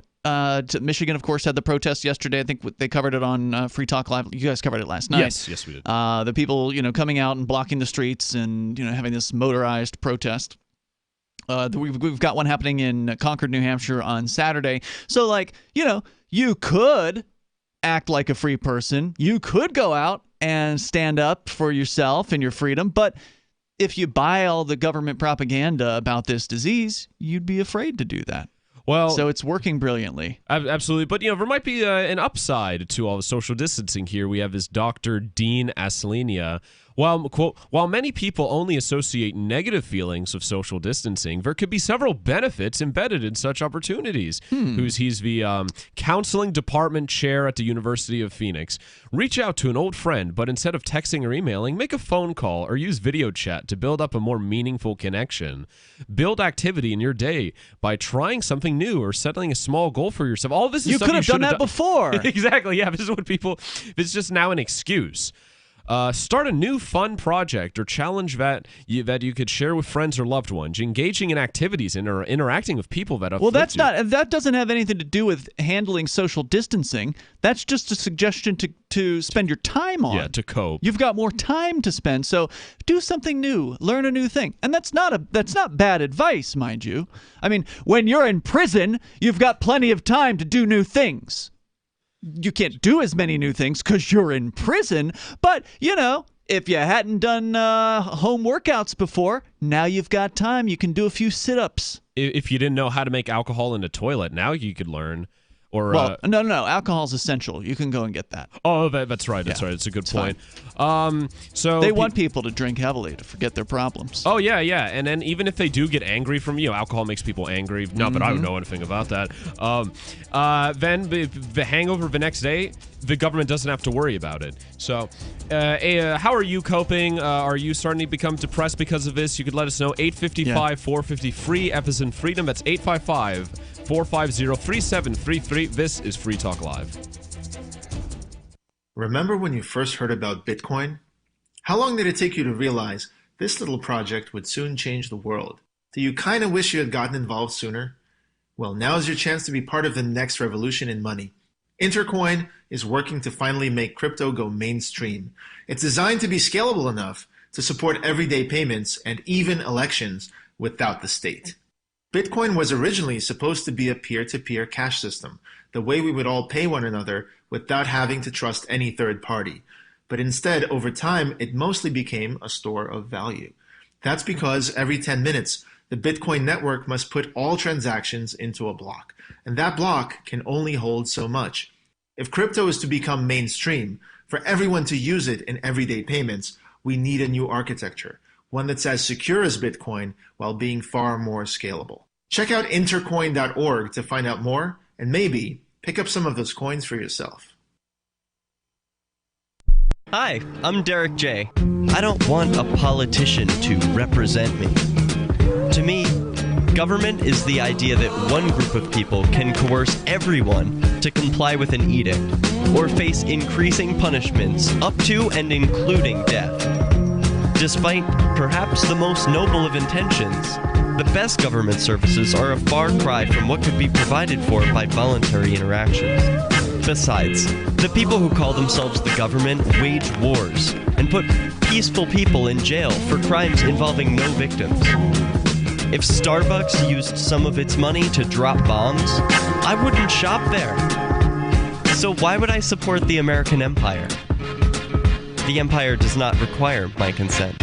Derek J's Victimless Crime Spree. Watch it for free and order the Director's Cut DVD at victimlesscrimespree.com. That's victimlesscrimespree.com. There are basically two types of advertising, direct response and branding. Radio's great for direct response with its low cost to listener ratio, but audio can't be beat for branding, which is a longer term endeavor. You want to be the first thing that someone thinks of when they think about your product or service. If you have a local business that you want kept top of mind in your community, call the station. If you need national reach, Free Talk Live's got around 200 radio stations, millions of monthly listening sessions, can suit all budgets, and if we don't think we're right for you, we'll tell you. Email me, mark@freetalklive.com. The LRN.FM social media channels have been revamped. We've eliminated Facebook and focused on other platforms like Twitter and Mastodon, the decentralized alternative to Twitter. On our accounts, you'll find posts from multiple LRN.FM show hosts together in one place. Follow us on Twitter at twitter.lrn.fm, or better yet, move to the decentralized Mastodon social media platform at toot.lrn.fm, toot.lrn.fm. I think you'll like it. On Free Talk Live, we're bringing people to the ideas of liberty every day. From wrestling superstars like Glenn Jacobs. You guys really are having an impact, I believe. Like I said, a lot of where I am now is due to listening to Free Talk Live. You changed my mind on some very important issues years ago. To random people tuning in on the radio. I was kind of stuck in the left-right paradigm. I heard your show by chance on a Saturday night. From there, I went on, joined the Free State Project, and become an amplifier. So, I mean, that's really the reason why I amp is because I know that if it wasn't for you guys being on as many stations as you are, I never would have found the ideas of liberty. Your amp will directly change more lives by getting Free Talk Live in front of people looking for talk radio online and on the air. When you amp Free Talk Live, you get perks like access to the AMP-only Facebook group and AMP podcast. Visit amp.freetalklive.com. Help get LRN.FM into more ears. Visit promote.lrn.fm for a free bumper sticker, flyers, banners, graphics, and more. Promote.lrn.fm. Oh.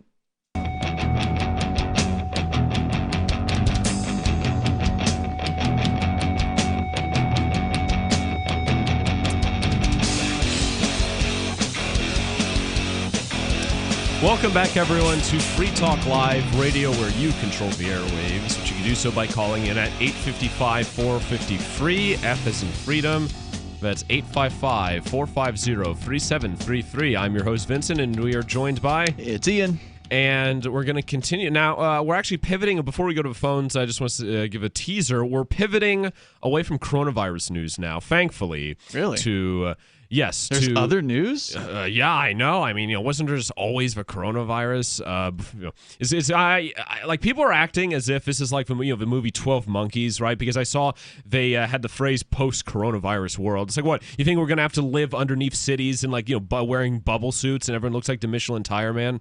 I have other news too, actually. So you'll never guess who pressed Bernie Sanders to drop out of a race. But before that, we would go to the phones via the Discord call-in line, where Dave from New York is on the line. Welcome. Thanks for the call. What's on your mind?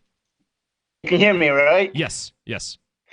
Okay. Because I was listening to the radio today because I was out and about today. People say, "Oh, you're supposed to be social distancing, not going." I go out every day because I will not be a hermit. I don't like being a freaking hermit. Good for you. I got things I got to do. I never thought I would agree this much with Dave, but man, I totally am with you on this, Dave. I also go out every single day. Can't sit home and be a hermit because I got to do laundry, food. I do the Instacart thing. It's good to know that you're doing laundry. That's important. It's important for hygiene. So you're listening to the radio. What's the point? What did you notice on the radio? I thought this thing would be over by maybe the end of April, and then I hear Andy the Crook. I don't like him at all. I hate him. You're referring to Governor Andrew Cuomo of New York? Things, but it's I don't want to say I don't want to say the word because we're live or whatever, but I just don't like him, and I thought this whole thing would be over by maybe the end of April, but now I hear May 15th. Really, Gina? Really? What the hell? Did you hear that the governor in New York is now going to order all people to wear masks when they're in public? A mask if somebody makes me a Decepticon logo mask. I don't, because all I can do is maybe walk around with a kitchen towel or something just to cover like a half kitchen towel or something you use on the refrigerator or something. The only way if somebody can make me a Decepticon mask or something, and I'm over here in Dutchess County. Why don't you give us your address in case somebody wants to send it to you? P.O. Box 313, Pleasant Valley, New York, 12569. Oh, that's right. Yeah, Ian, there's that video where you sent Dave that package, right? I didn't send it to him. I didn't send it to him. It said it was from Ian Freeman. No, it wasn't me. Package. Anyways, all right. Thanks for the call, Dave. He's normally Dave is incredibly repetitive and hard to handle, but he's right about this one. Oh yeah, and right. And that's, I mean, that just puts to shame all of these so-called libertarians who are freaking out and going along with this lockdown, right? When Dave from New York is more pro-freedom than you are, yeah, that's a sad time. So 603-283-61. That works. That's the old 855-450-FREE, F as in freedom, 855-450-3733. Now, with the other number, it's hard because the mic is blocking my view, so I have the lights. So you'll never guess who pressed Bernie Sanders to drop out. No, I probably will never guess. It was. Your mic is muted now. It was Obama. Barack Obama. Barack Obama. That would have been my guess, actually. Former President Barack Obama was one of the central figures behind Senator Bernie Sanders' exit from the presidential race, according to a report from the New York Times. While Obama failed to publicly support his former running mate throughout the primary race, he quietly worked behind the scenes to encourage the Vermont senator to exit the primary race, having several phone conversations with him over the last few weeks, according to the Times.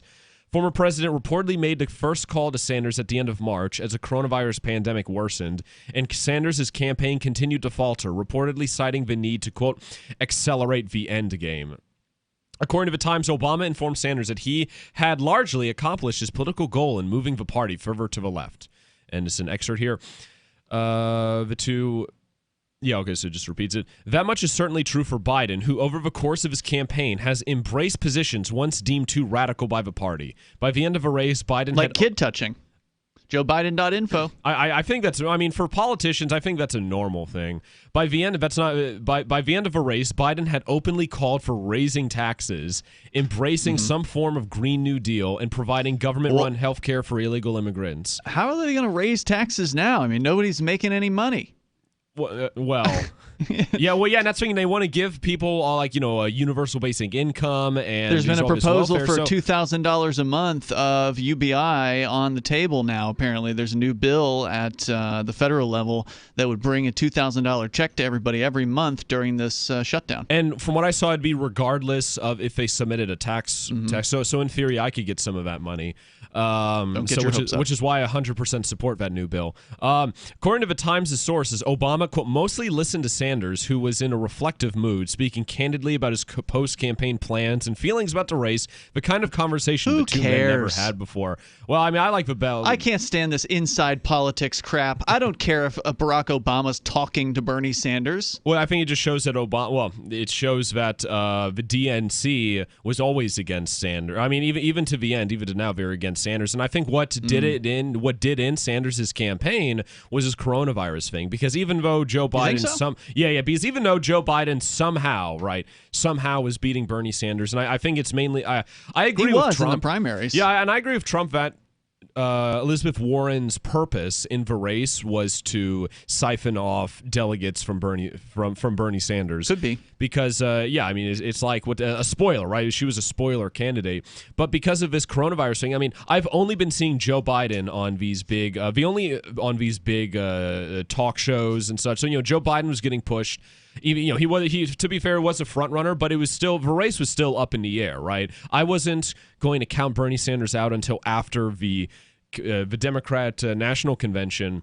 But I mean, Bernie Sanders was sort of like a media blackout about him. I think the only thing that I saw him recently was Cardi B, right? He did like a Is that some singer? Yeah, I think so. So I mean, that was I think the odds were stacked against Bernie. And I mean, that makes me think, what do they have planned, right? Because like for them to rig the race for Joe Biden, right, a doddering, senile old creep and fool against Bernie Sanders, who had like pretty much every single college, like a majority of college students and young people like under the age of 40 would have voted. Well, no, he was able to get people excited, Bernie Sanders. So it's got me thinking, what are they planning? Why are they supporting Joe Biden so much? Well, whatever they're planning, Joe Biden and Donald Trump are going to implement it. So it's coming. Total police, authoritarian, medical, prison planet state. That's what they've got planned. But I've actually got a news story, Vincent, that isn't related to coronavirus, that is way better than politicians talking to one another. And it's hilarious. You want to hear it? Absolutely. Here's the headline. NPR reporting, hoping to save the Postal Service, people rush to buy stamps. And okay, so it's not The Onion, it's not Babylon No. Bee. This is a real news story. No, yeah, they are actually, people are so worried about the United States Postal Service because there's been headlines recently about coronavirus killing the Postal Service or whatever. Well, it's that it was going to be bankrupted, and although the Postal Service was... It's been bankrupt. For almost its entire existence. They've been losing... No, not its entire existence, but for the last 15, 20 years, I mean, they've been... Ever since email came about, it's been the beginning of the end for the Postal Service, and we've reported here on the billions of dollars that they've lost every single year. And so thousands have NPR reporting that thousands have taken to social media in the last few days in support of the U.S. Postal Service. With the agency in financial trouble during the coronavirus crisis, Twitter users are urging others to buy stamps as a lifeline for the beleaguered agency, as though that is going to somehow save this pathetic bureaucracy. And what are we paying taxes for? All right, we'll get to it. 855 450 free Epicent Freedom. This is Free Talk Live. Oh, so you're wearing a mask every day now? Where are you getting them? The same website where I get my neck and body wraps, sunnybay.com. And they're handmade. Really? Just like their wraps in the USA. Oh, and good quality? Oh, very good. These are disposable face masks. And good price? That's the best part. I get a 10-pack for only $6. Wow.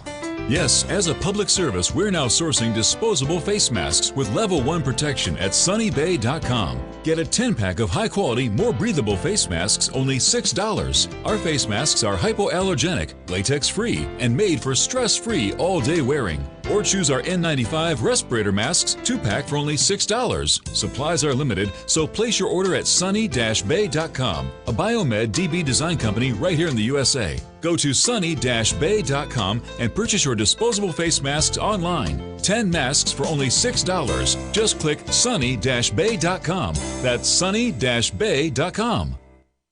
Now with orders to stay at home, public health concerns, the reality of illness due to pathogens and viruses, your health is at an all-time high risk. That's why it's critical to take a proactive approach to boost your immune system. You can with new nano-colloidal silver from Americare, our patented process with tiny silver particles, 1/100th the size of a red blood cell, allows for maximum body absorption. Americare's nano-colloidal silver effectively disinfects your body internally, attacking pathogens and viruses while supercharging your immune system. Colloidal silver is antibacterial and antiviral. Simply put, it prohibits bacterial respiration, suffocating viral cells, preventing the virus from replicating. And now, due to public health concern, Americare is authorized to offer our lowest and best price ever, around $1 a day, but supplies are limited. Purchase nano-colloidal silver now at immunesupportnow.com. That's immunesupportnow.com. These statements have not been evaluated by the Food and Drug Administration. This product is not intended to diagnose, treat, cure, or prevent any disease. Supplies are limited.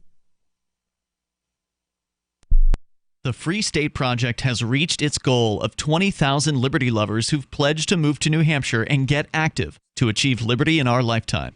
Perhaps you're trying to figure out what part of New Hampshire should be your destination.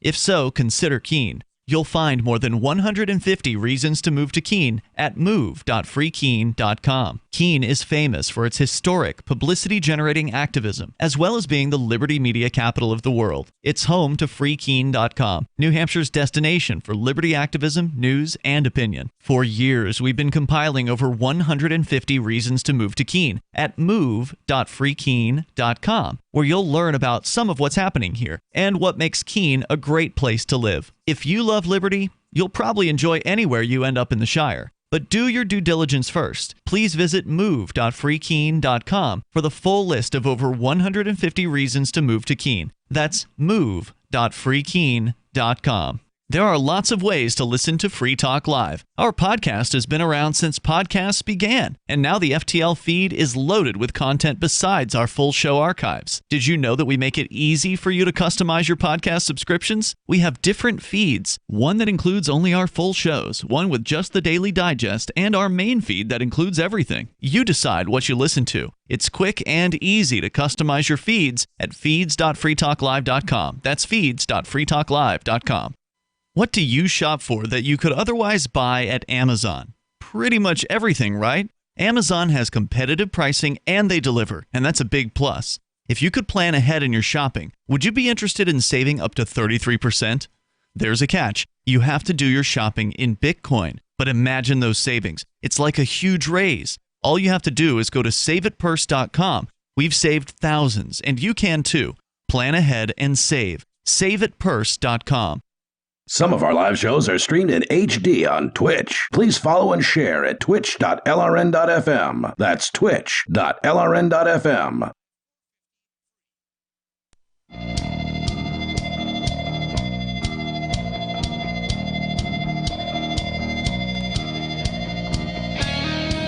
Welcome back, everyone, to Free Talk Live Radio, where you control the airwaves, but you could do so by calling in at 855-450-FREE. And I want to talk to you right now about Intercoin. Now, Thanks to Intercoin, every member of a community can receive a periodic airdrop of money that they can use on necessities. The UBI, which stands for Universal Basic Income, can be funded by outside donors or by the community democratically voting to gradually inflate their internal money supply.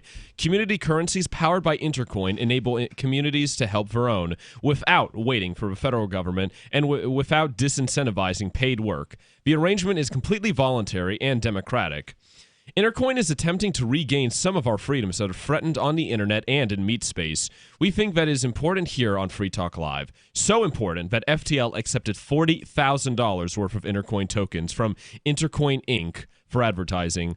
If you think freedom is important too, check out Intercoin at intercoin.org or .org.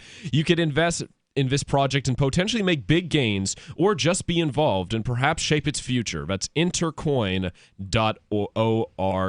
And so in studio, we are joined by... It's Ian, but we've got a special guest who just joined us. Chat room participants on our Discord server will know him as Lumpy. I don't know, is that the handle you want to use on the air? Or do you want to use? Yeah, Lumpy's good. Okay, my friends call me Lumpy. All right, Lumpy is in the studio with us. Only the old people will know who Lumpy is, though. It's true. It's good. Well, welcome. Glad to have you here. Thanks, Vincent. And you escaped Massachusetts? How did you get out? And there were no cops on the way up here. And I usually drive like an old man, but I got this little Saab that's really hauls. Okay. And there was no traffic, so I made good time. Sweet. Yeah, it was That's nice. what I heard. There was a lady who has come up from Massachusetts to a few of our crypto meetups over the last, well, more than a few, but recently a few. And she said that when she crossed the border into New Hampshire, the traffic went up by 3 times between Massachusetts and New Hampshire. That there were way more people. Did you notice a difference at all when you crossed over? Or it is pretty late at night. I mean, it was busy earlier. I think I got out of there at about, I don't know, I'd say about 3:30 this afternoon, and then I got up to Hollis, visit my which family, is in New Hampshire. which is near Nash, which is over like. Did you notice a difference crossing over? Not really. No? I came up Route 3, which is a pretty big road, 4 lanes. It was pretty smooth sailing the whole way. Everybody was flying. But I mean, as far as the traffic is concerned, you're saying it was about the same? No, but I always feel the same thing that, I don't know why it is. It's a psychological thing. Whenever you cross the border from Massachusetts to New Hampshire, especially, it's like a weight is released off your shoulders. Yeah. It really is. I didn't take off my seatbelt. Right. Well, I mean, it's sensible to wear a seatbelt. But you're the only person there. I've talked to 3 people now. One guy who works, a listener of ours who works in Massachusetts, lives in New Hampshire. He says there's a difference when he goes from Massachusetts into New Hampshire, that there's more people on the roads. And she said you're the only person who has said it's been about the same. Yeah, it was about the same. It's been pretty busy. Like down in Dennis and Yarmouth on Cape Cod, which is where I live. There's plenty of traffic during the day. Good to know. Gas prices are down. What are they down there? I saw think $1.90 on the way in. $1.71 at the cheap store. Yeah. All right. I'm hoping we hit $1. Yeah, I'm hoping so too. I want to see 99-cent gas again. I wonder how that would be with all hyperinflation and how the dollar has been. I wonder how it all works out that way. Well, apparently it was, I think, Minnesota last week. There were some stations that were at 80 cents. Nice. So it's already gotten below $1. Yeah. And growing up, I remember via climate alarmists, they were saying they'd say that gas was going to be like $10 a gallon by 2020, and there'd be lines, and it would be terrible. Oh, we're gonna run out, and it's another example of why they're wrong. Waiting patiently on the line is Larry from Indianapolis. Thank you for the call. What's on your mind? Hey, I remember the gas wars of the 1970s. Where gas was 25 cents a gallon, but after that we had inflation of about 15% for mortgages. So I guess it's a trade-off. Anyway, I just wanted to talk a little about when we do open our commerce back up, we have to do all or nothing. You can't have a restaurant with people walking around with face guards and other stuff. When you go in to have a meal, you pay a premium, right? Mm-hmm. And you want your servers and stuff to be attractive, and you want them to be friendly. Right. I mean, you cannot have our society on any level if it's not all or nothing. Right. If I wanted to go to a hospital cafeteria, I'd go to the hospital cafeteria. If I want to go and have a nice meal out, I have a certain expectation, and they're talking about just completely ruining that experience for people. They can never do it, and they can never also ruin our relationship. If they do, they're darn fools. But anyway, you heard the statement earlier from the California governor, right? I mean, I did. Yeah. I heard him talking, but he said servers in California are going to have gloves on. They're going to have masks on. They're going to give you a disposable menu. That's rotten. Free full-body condoms for all. That's rotten. Hey, that's rotten. People are going to rebel against that. These workers will. That just puts the F in freedom, let me tell you. There's not a lot of evidence that people are going to rebel against that, especially in California. Yeah. Well, I tell you what, they need to go ahead and open things up. And for all these high-priced paid athletes, you're definitely not going to have no basketball or either football because you got to practice, you got to be in close contact. And just think of all those men who have spent their whole lives doing that profession and have trained themselves, and they're going to lose all that money. So whoever's doing this, or if it's Dr. Fauci, and you can look up Dr. Fauci on Google and find out that he was played a part in the AIDS epidemic, and he was sanctioned for that. So I think Dr. Fauci really is a false prophet, and he needs to be crucified. That's a little much, but yeah, no, I absolutely agree, and thank you for the call, Larry. Yeah, I've seen pictures of Dr. Fauci with like David Rockefeller and George Soros and all the usual suspects, and he was just a few months ago. He was saying that the opposite of what he's saying now. That it's this thing is going to be fine, and yeah, I definitely think Fauci is 100% a bad actor. It was just trending on Twitter just a few days ago. Was Fire Fauci. And Trump retweeted a tweet that had hashtag Fire Fauci, and when asked about it, they said, "Why'd you retweet that?" And he said, "I don't know," but he wouldn't fire him. I mean, I certainly do hope he gets fired or arrested. It won't make a difference. Yeah, no. Well, I mean, probably not arrested, but at least fired, because I think this is all according to plan to take down the U.S. economy and just have it be a power That's grab. what I hear people keep saying. But I understand that's a byproduct of all this that's happening. But what makes you so sure that that's what's happening? That this, I think because they could just do what Sweden is doing or Belarus is doing, right? Just treat it as if it's any other normal seasonal flu. Yes, well, not necessarily the flu, because I understand people are concerned just because of how virulent it is and how it affects people with pre-existing conditions. I mean, I think that if this was about, like, if they were being altruistic, it would be the people who they would quarantine the people who are at risk for it instead of quarantining everyone. You wouldn't have them labeling certain businesses as essential and other businesses not. This is destroying all the small businesses, while businesses like Walmart, Amazon, or at least in Walmart, Amazon's internet based, so it's different. They're still being allowed to have they're still allowed to have a brick and mortar locations open, just albeit with a few changes, and they're the ones getting the stimulus money, right? Not the small businesses. So that's my view, and I mean, I don't think I understand your point. I don't think it's I can't say I'm 100% certain this is this is a plot, but from the research I've done, that's what I'm leaning towards. Well, I'm not going to say that the coronavirus itself was a plot, but the plot has definitely come out after the coronavirus, and the plot is, and I think you're onto something here, Vincent, is to impoverish people even further.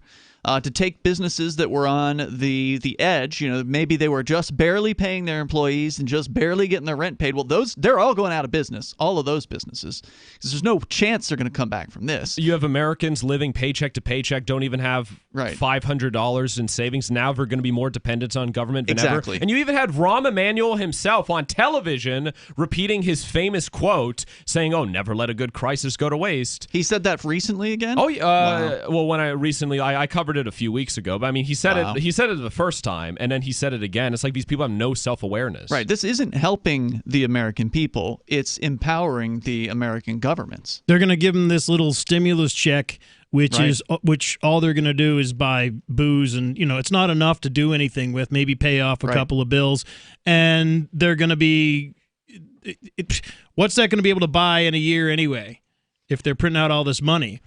And that's just hush money. That's all it is to keep you it's hush money, just like Social Security, just like all those things. They give you a little bit of money, give you enough to be comfortable, and they like you to be dependent on the government. They love you to be dependent on them. Exactly. Because they can just print out more money. They can just add zeros. That's a good point. It's just enough money to keep people happy, but not enough for them to become independent or start their own businesses. 855 450 free. You can't start a business now anyway. Yeah, that's a good point. F is in freedom. This is Free Talk Live. Sanitizer.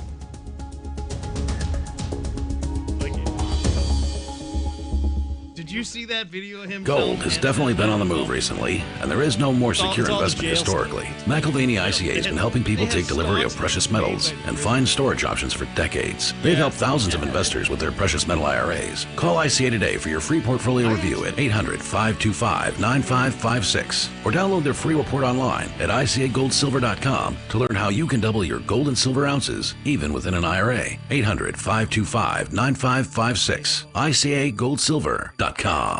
The next generation wallet is coming from Divvy. In just a few taps, you'll be able to send, earn, spend, and exchange digital money in seconds. Send money around the globe with only a swipe. Instantly exchange between Divvy, Bitcoin, and fiat right in the mobile app and withdraw directly to your bank account. Divvy already offers the first one-tap solution for earning passive income with crypto. Multi-tiered masternodes allow everyone to partake in the network. Visit DivvyProject.org. DivvyProject.org.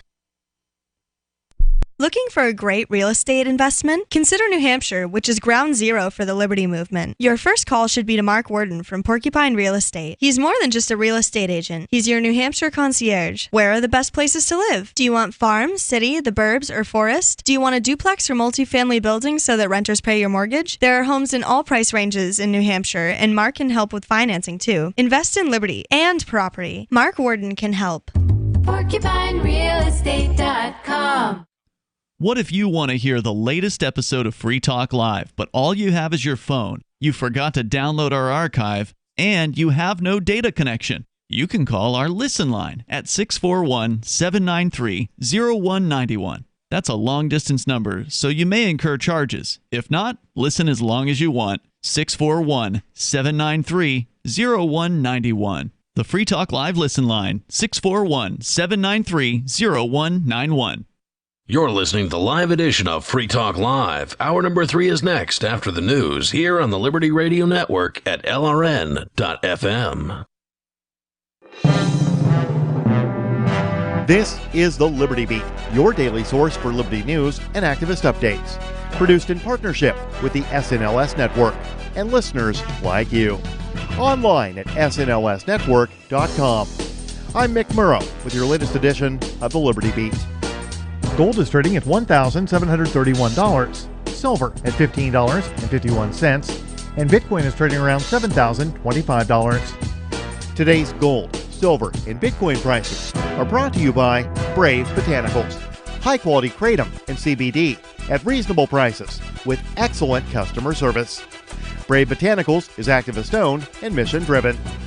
The Liberty Beat and Brave Botanicals believe so strongly in the power of kratom, we're giving it away for free. Just go to libertybeat.news/free kratom. This is the Liberty Beat at snlsnetwork.com. In the news, the American Civil Liberties Union has filed a lawsuit in an attempt to stop the city of Baltimore from rolling out a disturbing aerial surveillance program. The ACLU filed the suit on behalf of a group of Baltimore community activists who have raised concerns about the introduction of a controversial technology known as wide area aerial surveillance, which involves stationing an aircraft equipped with ultra-high resolution cameras over a city to track all visible pedestrians and vehicles within that city. Activist Post reports the ACLU, in the lawsuit, states that the program would violate the plaintiff's constitutional rights to freedom of association and privacy. The rights group argues that government tracking of everyone in a city would violate the Constitution's ban on general warrants, which authorize searches under broad and vague criteria. The ACLU states that the system violates the Fourth Amendment prohibition against unreasonable searches and seizures, and the First Amendment's guarantees of the right to assemble. Ever wonder where we find all the news to report right here on the Liberty Beat? Visit snls.news to get the world's most censored media published all in one place. Save yourself from the endless time spent searching for reliable alternative media.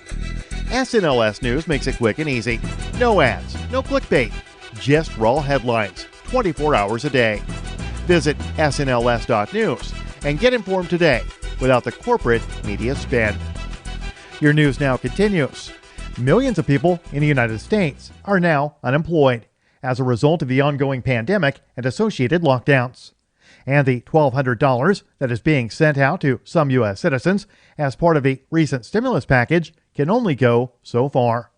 The Mind Unleashed reports that it's unclear when most people will be able to get back to work, and the stimulus payments were only sent out to workers who paid taxes, meaning that many people will be unable to pay for food and housing in the coming months.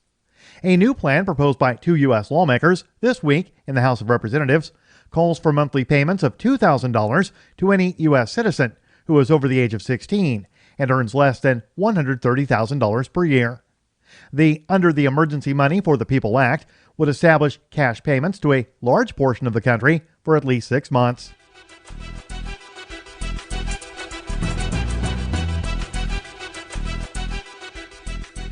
With some 80 million people expecting stimulus money to hit their bank accounts beginning this week in the biggest and unprecedented instance of the government passing helicopter money directly to Americans' pockets in history, there are bound to be mistakes and errors.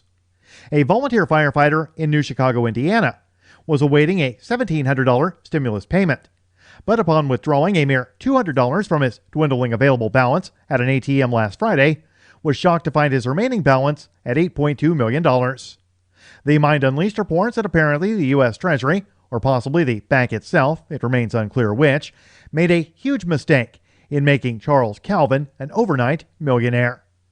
The millions may have stayed in his account over the weekend before it appears someone on the other end realized the massive error. Calvin says he notified his bank upon opening in order to investigate the fund's origins.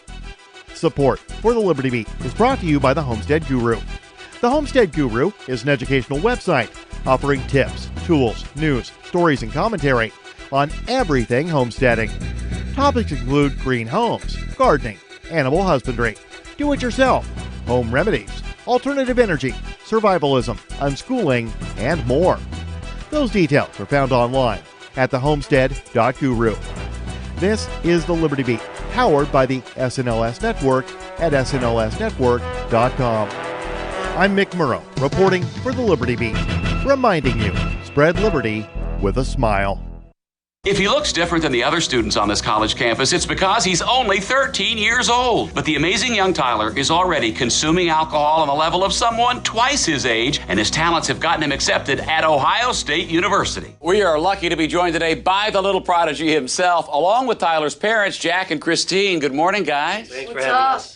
Tyler, most kids your age are in middle school and probably think that alcohol doesn't taste good, but not you. Yeah, I like to drink liquor or beer or whatever.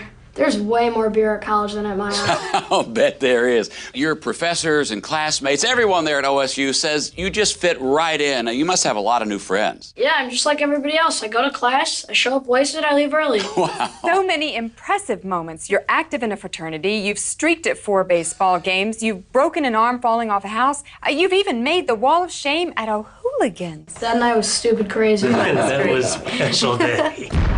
This is the Onion News Network.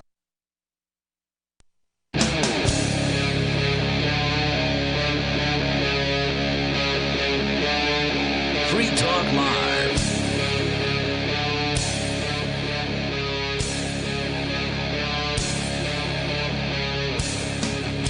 Welcome back, everyone, to Free Talk Live Radio, where you control the airwaves. You can do so by calling in at 855-450-FREE. F as in freedom. That's 855-450-3733. In studio, we're joined by Lumpy and Ian. And I'm your host, Vincent. And we'll go to Zach from Utah calling in, listening through freetalklive.com. Welcome. Thank you for the call. What's on your mind? Hi, guys. Thanks for taking my call. I was going to say probably the biggest disappointment for me with this whole lockdown is all the countries have locked down their borders. Personally, I like to travel, and while I understand that they don't want transmission from country to country, it's just kind of scary when countries can lock their people within their borders. Yep. Well, go ahead. No. It's okay. Go ahead. No, I just was just going to say that just overall, that's probably the biggest thing, that in the future, if they try and do this, that it will just be to lock us in here. And that's probably the biggest thing, that you can't run because you're stuck, in your home country. That's a very good point. Anything else you'd like to add? Sure. And also, it seems to me that this is presenting a lot of opportunity. This is an opportunity to invest, in my opinion, that with this crisis, there will be opportunities, and I just think that we need to keep an eye out in the marketplace. Well, are there any things that you think will be particularly hot investments? Not anything like one particular thing. I've just been investing in undervalued companies where their book value is higher than its market cap. That's been the only thing that I've been really focusing on, honestly. All right, well, thank you for the call, and I guess it's always a good time to invest in something, right? Different. Some would say, "Oh yeah, buy the dip." The stocks are on sale, which I think now is probably one of the worst times to get into the stock market. You think? Just because. Why? Yeah, because you think it's going to keep going down? Well, I'm by no means an expert, but it hasn't. But the stock market hasn't gone down past pre-Trump level yet. I think I don't have a Dow in front of me, but so currently there's still a little bit of the gains that happened during Trump's tenure as president. Also, you could see when there'd be a spike and then another drop, it's because when when the Fed would start just injecting money into the economy, right? The stock market would go up, and then it would go back down just because there's little faith or confidence during times of crisis. I think the stock market's gone back up. I think it had like the highest point gain and loss in its history during this crisis. And it went up when Trump passed when the government passed the stimulus package, and it hasn't gone back. It hasn't gotten to its previous high, which I think was around 29,000 points on the Dow Jones.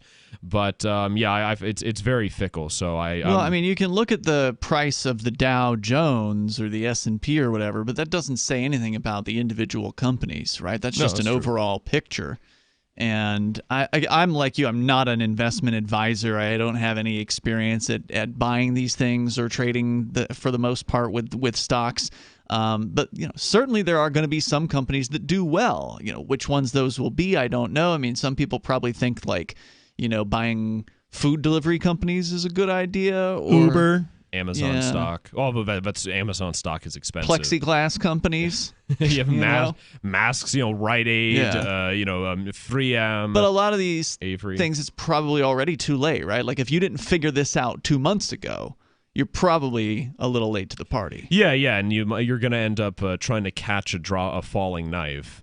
So, Ian, you said you had more on the post office. Oh, yeah. Speaking of, companies that people are interested in, apparently there's a story at NPR, and whether the post office is really a company is up to debate because they still, to some extent, are relying on the federal government for setting the rules by which they do their business and the mandates on retirement policies and things like that.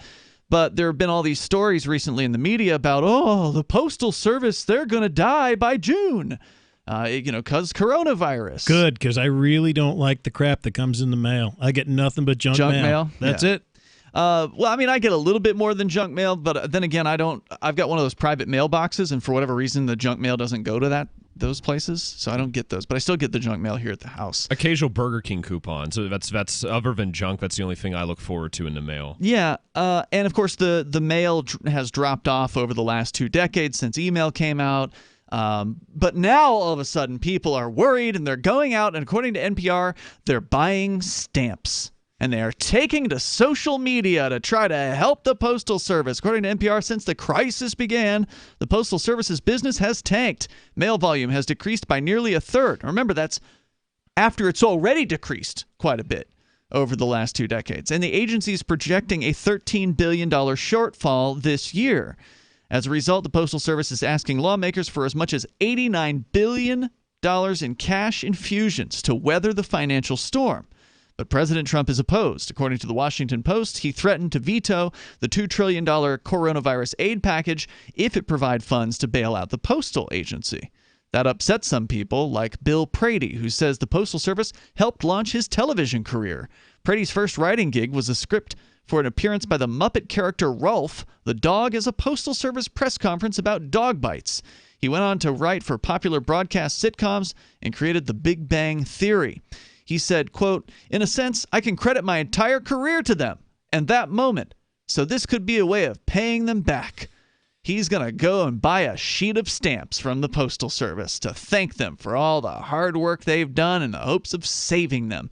Now, and there's more to the story here, but the idea that a bunch of people going out and voluntarily buying stamps from the Postal Service is going to somehow save them? Don't they lose money on stamps? Don't they lose money on every letter they hand deliver? It probably is true, right? Like, because they Conan have would to probably know. They have to go to Congress, I think, in order to achieve rate increases and to change their business model. And so it's very, very difficult for them to change how they do their business. So they probably are behind the ball. But even so, even if it weren't, even if it was like this influx, it's still not going to be enough to save what is essentially a government agency. So another reason to vote for Vermin Supreme: free ponies for all. I mean, can you imagine how the ponies don't take much gas? They might even help make some. Bring back the Pony Express. Bring back the Pony Express. Free ponies for all. Well, but ponies don't take gas, but in order to feed them, right? Feed them. Yeah, with the agriculture industry, that uses up a lot of energy. Vermin Supreme is playing 4D chess. He knows what's going on. Trust Vermin. Trust the plan. Trust in the plan. The friendly fascist. But look, it doesn't matter how many people go out and buy stamps, because it's not going to save this bureaucracy. That it's not a new thing that they're losing billions of dollars a year. We've been reporting for years on Free Talk Live about the billions and billions over. Yeah, I think it's the retirement accounts that they've got all these unfunded liabilities that they've got to take care of for all these people. They promised them all these long-term wages, and hey, a lot of that's maybe they don't make billions of dollars, but there's health coverage. You got to pay all that, and you got to manage all that too. Yeah, and their package business is up with all the Amazon and everything, but their mail volume is down. The letters and such that go back and forth, it's way down. So before this whole coronavirus thing, the Postal Service was in trouble. This may be making it a little more difficult for them, but ultimately, people buying stamps is not going to save them. Now, if you wanted to save them, I have a list. Well, I was going to say I have a list of stamp prices. So for a 55 cents, I think. Yeah, for a first class mail forever stamp. So just imagine how many stamps these people are going to have to buy in order. What was it? They wanted like $70 billion. They wanted for the bailout of the post office. So people are going to do people expect to buy $70 billion worth of stamps? It's not going to happen. I mean, this isn't going to be outside of a handful of Twitter loudmouths, basically. Does it show when they raised the rates on your list of stamp prices, or is it just the current list? Rate change as of January 26th. So didn't they jump it up from like 50 to 55 cents? Because it wasn't that long ago that it was 45 cents. Yeah, it was I just still a have few years 45-cent forever stamps at my house. Just found them a couple days ago. First class mail forever stamp. Yeah, it was 55 cents and it still is, but that's only the most recent change. If they wanted to save the Postal Service, they should set it free, and then people could buy shares in the Postal Service. Just make it like UPS or FedEx or DHL. Yeah. All right, $8.55, $4.50 free. I don't know, how many stamps are you buying, or do you have? This is Free Talk Live. When we adopted Buddy, we didn't know that he has to eat sitting up. So that just put him down. DINOVITE.com. I've heard about Dynamite and started mixing it in with his food. He's happy, he's healthy, and he's going to be with me for a long time because of Dynamite. I love my dog. I want him happy and healthy, so I give him Dynamite. You won't believe how happy your dog will be. I get my Dynamite from DINOVITE.com. The next generation wallet is coming from Divvy. In just a few taps, you'll be able to send, earn, spend, and exchange digital money in seconds. Send money around the globe with only a swipe. Instantly exchange between Divvy, Bitcoin, and fiat right in the mobile app, and withdraw directly to your bank account. Divvy already offers the first one-tap solution for earning passive income with crypto. Multi-tiered masternodes allow everyone to partake in the network. Visit DivvyProject.org. DivvyProject.org. Find out about your common law rights. Move about the land freely in your personal conveyance or on foot. Know what to say if stopped by a man or woman in a costume, and proceed safely on your way. Also, find out how to lawfully keep all the money you make free of tax. Protect your liberty and freedoms in a peaceful and lawful way by adding WilliamStenson60 at yahoo.com to your Skype contacts. And let's talk free on Skype. That's WilliamStenson60 at yahoo.com. Bitcoin.com has launched a trading platform at local.bitcoin.com, allowing you to buy or sell Bitcoin Cash via dozens of payment methods like PayPal, Venmo, bank deposit, remittances, or meeting in person with cash. There are no ID requirements to sign up for and use the site, and all communications between buyers and sellers are encrypted. Finally, a global trading platform that respects your privacy. Visit local.bitcoin.com to get started trading Bitcoin Cash. local.bitcoin.com. This is Michael Dean from the Freedom Fiends. I've run websites since 1996 and have used over a dozen web hosts in that time. AgristHosting.com is the only one that hasn't broken my heart. Agrist Hosting's uptime and service is stellar, and their DDoS mitigation is the best I've seen. That's important because if you tell the truth in this world, you'll ruffle feathers. And some people will try dirty tricks to silence your voice. No matter what the haters hit us with, Agrist Hosting keeps our websites online. If you have a mission-critical commercial presence or a world-changing activism site, you cannot tolerate any skullduggery.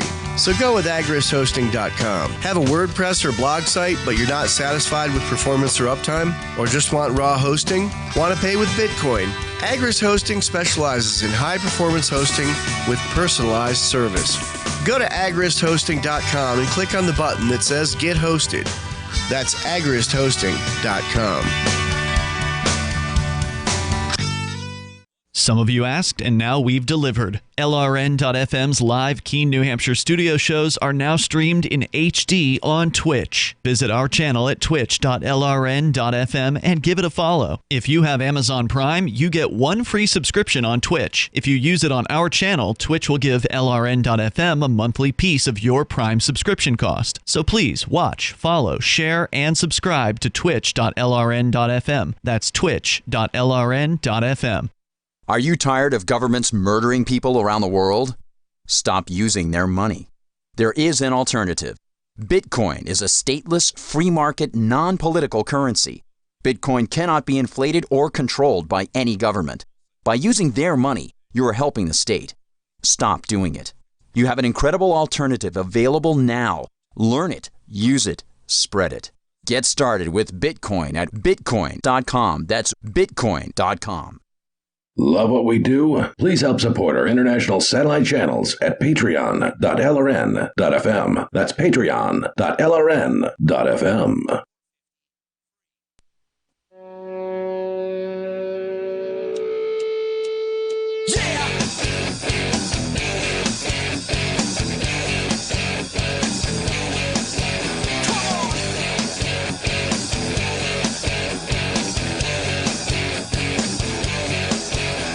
Welcome back, everyone, to Free Talk Live Radio, where you control the airwaves. You can do so by calling in at 855-450-FREE. F as in freedom. That's 855-450-3733. And in studio, we're joined by Lumpy. It's Ian here. And I'm your host, Vincent. And was there anything more to that post office story, Ian? A little bit, but I think we got some callers. There's a little bit. Well, I'm waiting for the delay to build, Ian. Oh, yes. Well, there are other things to say.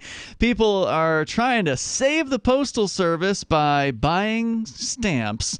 According to a story at NPR, Jenna Dewar, professor at the University of Nevada in Reno, was taken aback when she heard the news about the Postal Service. She said, I immediately just kind of had my jaw drop to the floor because it's such a fundamental service to the community. There are many other things that you would think would disappear before that, so it was kind of just a shocking moment to hear something that's written into our Constitution might be going away. Our poor lady's not going to get her weed in the mail. Apparently, she has not been paying attention to any of the news about the Postal Service over the last decade because it's been pretty dismal for a long time. So she went online to order stamps from the USPS website on Monday, but for the next few hours, the page wouldn't load. She figured the site got overwhelmed by the volume of orders. Well, that's certainly a nice thing to think, but it's probably just a crappy government website. Oh, at least they didn't blame it on getting like denial of service attack or something by anti-government trolls. Later that day, she got through to the order page and was able to purchase a sheet of heart stamps. Derek Bauman said he bought as many stamps as he could, purchasing a few extra sheets of the JFK-themed ones. Well, good luck feeding your kids with all the stamps that you bought. I was going to say, what are the odds that all of these stamps just go, just collect dust? Because probably these people don't even use the post office regularly anymore. Sure. So waiting patiently online is JR, listening from TuneIn in Portsmouth. Thank you for the call. What's on your mind? Hello? I'm from Portsmouth. Ian, can you tell me why Vincent called my cell phone number, left a message? Wow, you're still obsessing over this? First off, I never called. Someone dialed the number and put the... Vincent? Hey, Vincent, why'd you lie about having called and left a message challenging me to call into your show to take you on about 9/11 and about what... I don't recall any of that. He's not lying to you, James. I was sitting in the room. There were some guests who were here. He is lying. I have his own voice. You called to ask a question, and then you don't want to hear the answer. You asked me a question. Did you want to hear the answer, or do you just want to keep talking? I know what he did. I was sitting in the room the whole time. All right, I can't hear you on your Obama phone or whatever, so thanks for wasting our time. I honestly think James thinks he's doing a service to the world. I really think he believes that. I really do. No offense, James. You're an a-hole. Yeah. Yeah. All right, so just for listeners that want to know what that was about, I feel like we have to explain it. There were some guests who were here in the studio. I think that they wanted to call James or something, and anyway, they handed you the phone after dialing the number. Yes. So James keeps accusing you of calling, even though you didn't actually call, which is what you've tried to tell him 10 times, because he's called you on your show about this at least a dozen times. And we're going to hear about it for probably another 100 more times. And you left a voicemail, because it went to voicemail. You would have talked to him if he answered the phone. All right, let's get this out in the air. What does this guy have? What's wrong with this guy? Really? He's obsessed. Probably like he has like a 2-gallon water head. I mean, the guys who are on from the Northern Marinara Sauce Islands were really good. They had him like almost seeming like like he could be calm, and I don't know if he's like pushing everybody to get to like that point where they have to be really nice. I don't know, maybe he thinks he's me. I don't know. I'm trying to figure it out. He's the only person I've ever had to block on Discord. Wow. The only person I had to block. And I kept the conversation. I have photographs of the old conversation. He was obsessed with Rich.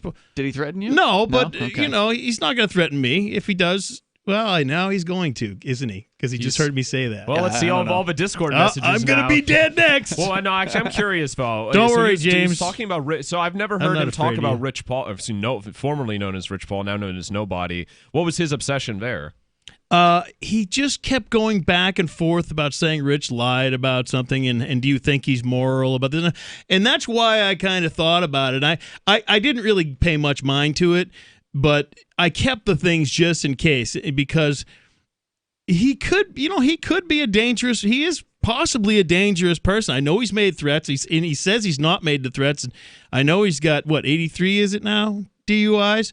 I don't know. I've lost track. I've lost track. Oh, that's fine. James, alcohol is not agreeable with you. Right. Right? We do something good for yourself, not making brother. him more happy. Oh, he's way beyond a mean. No, I know there have been nights that he's called in and he's passed out before he got his chance on the air, and we know it. I mean there's been more than one. Now we go to Christine from Maine, listening on YouTube. Christine, thanks for the call. What's on your mind? Hi. Hi. I'm a nurse, and what I see as a big injustice of all of this is that people aren't getting routine health care right now. They're not getting routine dental care. And the insurance companies and the government have got to be making a killing on all the savings on that. Interesting. So you're saying that people aren't going to get their routine health care because are they afraid to go in? No, they can't get the health care like you normally would because, you can't go in for elective procedures right now. Wow. Yeah, and you can't go to the dentist unless there's pain in your mouth. Unless there's what in your mouth? Pain? Pain. Yeah, like it has to be an emergency. Right, so for I can't go get a anything to cleaning. I happen. can't go to my regular cleaning that I have scheduled at the dentist. My That's what you're magic saying. mud. Right. And we're all still paying for our insurance, but we really can't use it unless it's for an emergency. Alternately, people also don't want to come to the hospital. There's been a big drop-off in people coming to the hospital. Well, right, because they're worried that they're going to encounter infected people. Yeah. That also people, it's like some people aren't going to hospitals out of like a moral thing because they don't want to add to the pandemonium at hospitals, right? They don't want to take up a bed when someone with coronavirus, like a coronavirus terminal patient, could be there. Like my father had some sort of thing, and he decided just not to do it out of a moral, for moral reasons. Anything else you'd like to add, Christine? The hospital is not very full right now at all. Have they been laying off people or furloughing people?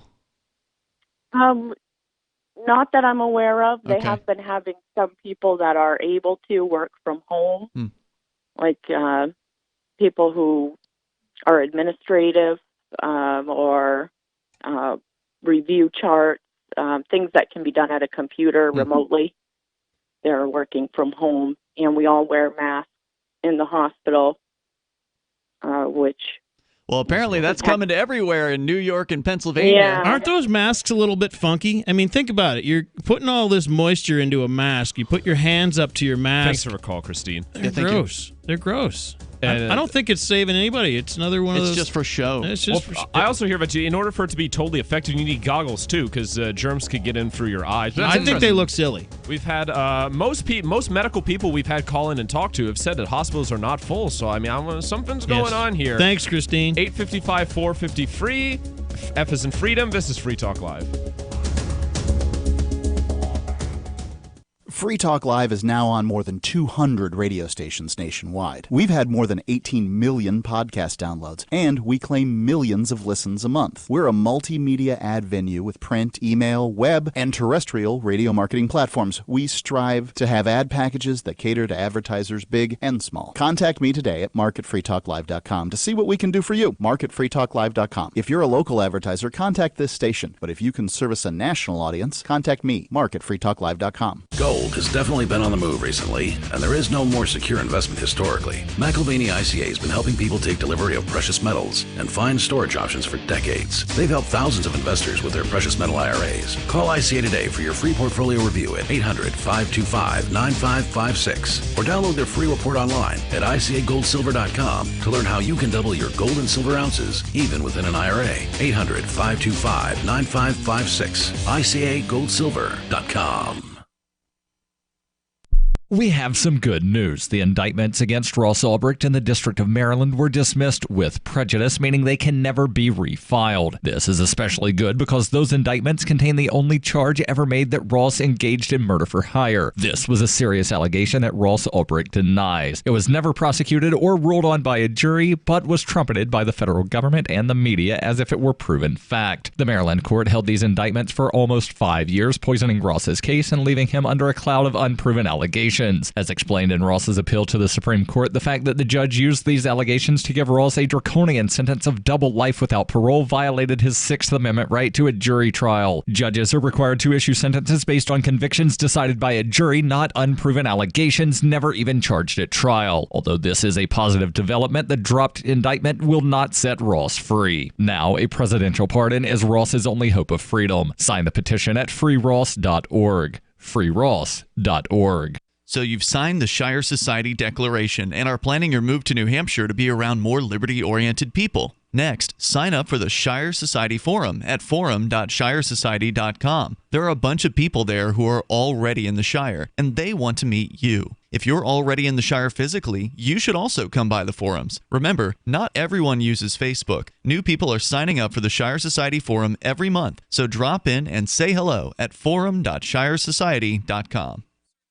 So you've heard all 3 hours of the latest episode of Free Talk Live, and you're still hungry for liberty-oriented audio content? Did you know that we have another 24/7 audio stream at LRN.FM? The Liberty Radio Network airs the latest episodes of some of the best liberty-oriented podcasts on the internet around the clock. In addition to recorded content, you'll also hear live shows like Free Talk Live, originating from our Keene, New Hampshire studio. So listen anytime at LRN.FM. That's LRN.FM. But first, our parenting expert, Rebecca McCallum, is here with some advice. Good morning, everybody. Good morning, Rebecca. Now, Rebecca runs a popular parenting blog called Mom Magic. That's right.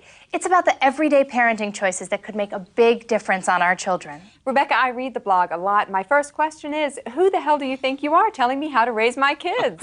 You know, I have a degree in early childhood education, but my greatest education has been raising 3 beautiful kids of my own. Okay, Rebecca, what other bullshit do you have the nerve to share with us this morning? I talk about this in my book, and it does take a lot of effort, but parents really should teach their child a second language.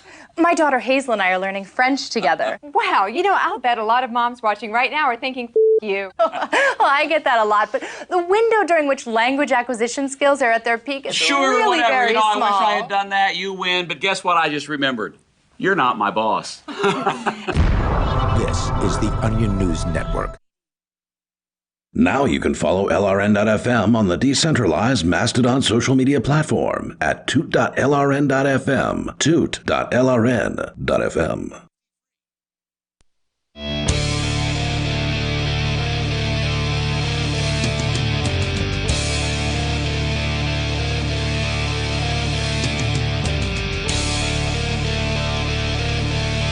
All right, welcome back, everyone, to Free Talk Live radio, where you control the airwaves, which you could do so by calling in at 855-450-FREE. That's 855-450-3733. And in studio, we are joined by Lumpy. It's Ian. And I'm your host, Vincent. And so now, it's actually I'm glad Lumpy's here, because we have a I could get we could get your perspective on this. You know what the Libertarian Party needs now more than ever? A life. Yes, but what else it needs is a Republican politician running for their presidential spot. Oh no! Now what? But before we get to that, I want to talk to you about Forkfest 2020. Now, join liberty-minded voluntarists, anarchists. What? I heard the busybodies are once again coming after the governor in New Hampshire, trying to get him to shut down all campgrounds. Oh no! Like specifically campgrounds? Yeah, it hasn't happened yet, but they're trying to get they tried again like a week ago, and now they're trying again. I'm on that Next Door Neighbor app down on Cape Cod, and I have never seen more busybodies wanting to call the police on people, snitching on everybody. And you know, I understand the social aspect where you can say, okay, this guy wasn't so good at doing his business, and that's one thing, but they want to call the cops all the time. That's like the number one rebuttal that they have down there. Call the cops on them. And what I tell them when I comment on this stuff, yeah, I know it's online comments, like anybody's going to read it. But I say, you know, I tell them, I say, do you know what? That's like calling a hit on somebody. Do you realize what you're doing? But I understand that people on the internet have this level of release where it's, I mean, think of the, the Bob's and Vegana song. I don't know that song. Oh, well. Can you sing it? Oh, let's see. Every guy's on YouTube. I don't know if it's PewDiePie or who it is, but there's oh man, I can't think of it. It's so what it is I'm gonna sound really awful here. So it kind of makes fun of Indian men. Wait, Indian as in from India? From India. From India. So because they have such a very repressed society. Now this is the theory I'm going on, right? They don't talk about things. So they literally go out in the street and they scream at stuff. So now this technology comes to India, which is changing, and it's evolving quite, their economy's been number one in the nation, in the world, coming up for a long time. So they have this, now they have the internet all of a sudden. So now they have a place to scream. So they kind of make fun of the Indian men when they, are you girl? they'll have. Oh, I know what you mean. Open up your cloth. Hey, girl, will you open up your cloth? And all this, the words that are, anyway. I know what you mean because I know someone who's an Instagram model, quote model, and she would have these guys from the East, not necessarily India, but from Nepal. I think in this case, the guy was from Nepal and it was a real guy. It wasn't a bot who would send all these weird messages saying, "Oh yes, you look very nice. I want you to be my girlfriend." And and it's so I understand the stereotype of a phenomena. I don't feel like that's the whole thing, but I do know that comes through a lot. But it's interesting what you brought up about the internet, because there is a disconnect with the internet, because it's easy to curse someone out on the internet because you don't have to see them, you don't have to be next to them, you could do all sorts of awful things. Sure. Because there's no empathy compared to if you see the person, right? If you're in front of a person, you have to take out the phone, you have to dial 911. Yeah. And have you seen those videos of just these women? They call them Karens, right? I don't know exactly why, but these women just screaming at people who are just in their car, just walking outside, and threatening to call the police. Luckily, I haven't seen any of that in New Hampshire because I've been going out. We haven't had anyone scream and yell at us at the night. New Hampshire's a little bit different. People don't, even the right-wingers in New Hampshire, they're I don't want to call the cops on anybody. There was one guy who drove by the Social Sunday this week in a truck and yelled something about "get masks on" or something about put masks on. But for the most part, when we did our protests 2 weeks ago at Concord, which there's going to be another one on Saturday, I would say most of the responses we got were positive. Lots of honks and thumbs up. There were some, of course, thumbs down, some middle fingers, and some negative responses, a couple of hecklers, more so than what we've gotten here in Keene. But then again, it's also a self-selected group. The kind of people that would be out driving are more likely to be supportive. So who knows what the average person would think of that protest. Unless there's a particularly insufferable busybody who goes outside just to look for people who are violating the shutdown, which I'm sure there's plenty of people who would do it. Hey, I want to inject here what Christian Anarchist said in our Discord chat over at discord.lrn.fm. Since we were talking about hospitals with the nurse there a few moments ago, he says, just heard from someone who we know. Again, his wife is a doctor, so he manages, a doctor's clinic, and so they talk to doctors, right? He says, someone we know who has a relative who works in a hospital in New York City. Guess what? The hospital is nearly empty. Where are the sick people being kept? Remember a week or two ago, there were stories about how there were so many bodies, they had to lay them out in the streets? # film your hospital. It's all for show. Right? Well, they didn't have to put those bodies out in the streets. They did it for the photo. I'll bet you that they get paid a certain amount. Somebody gets paid a certain amount of money that probably comes from the federal government. This is just a guess. This is just something that just seems plausible anyway. If you diagnose somebody with coronavirus, testing, eventually you're going to test positive for something with an 80% false positive. But I bet you they're paying the hospitals boatloads of money for a I wish I should have asked Christine earlier when she was on here. That's probably what's going on. Everything is shut down. You can't talk about this online.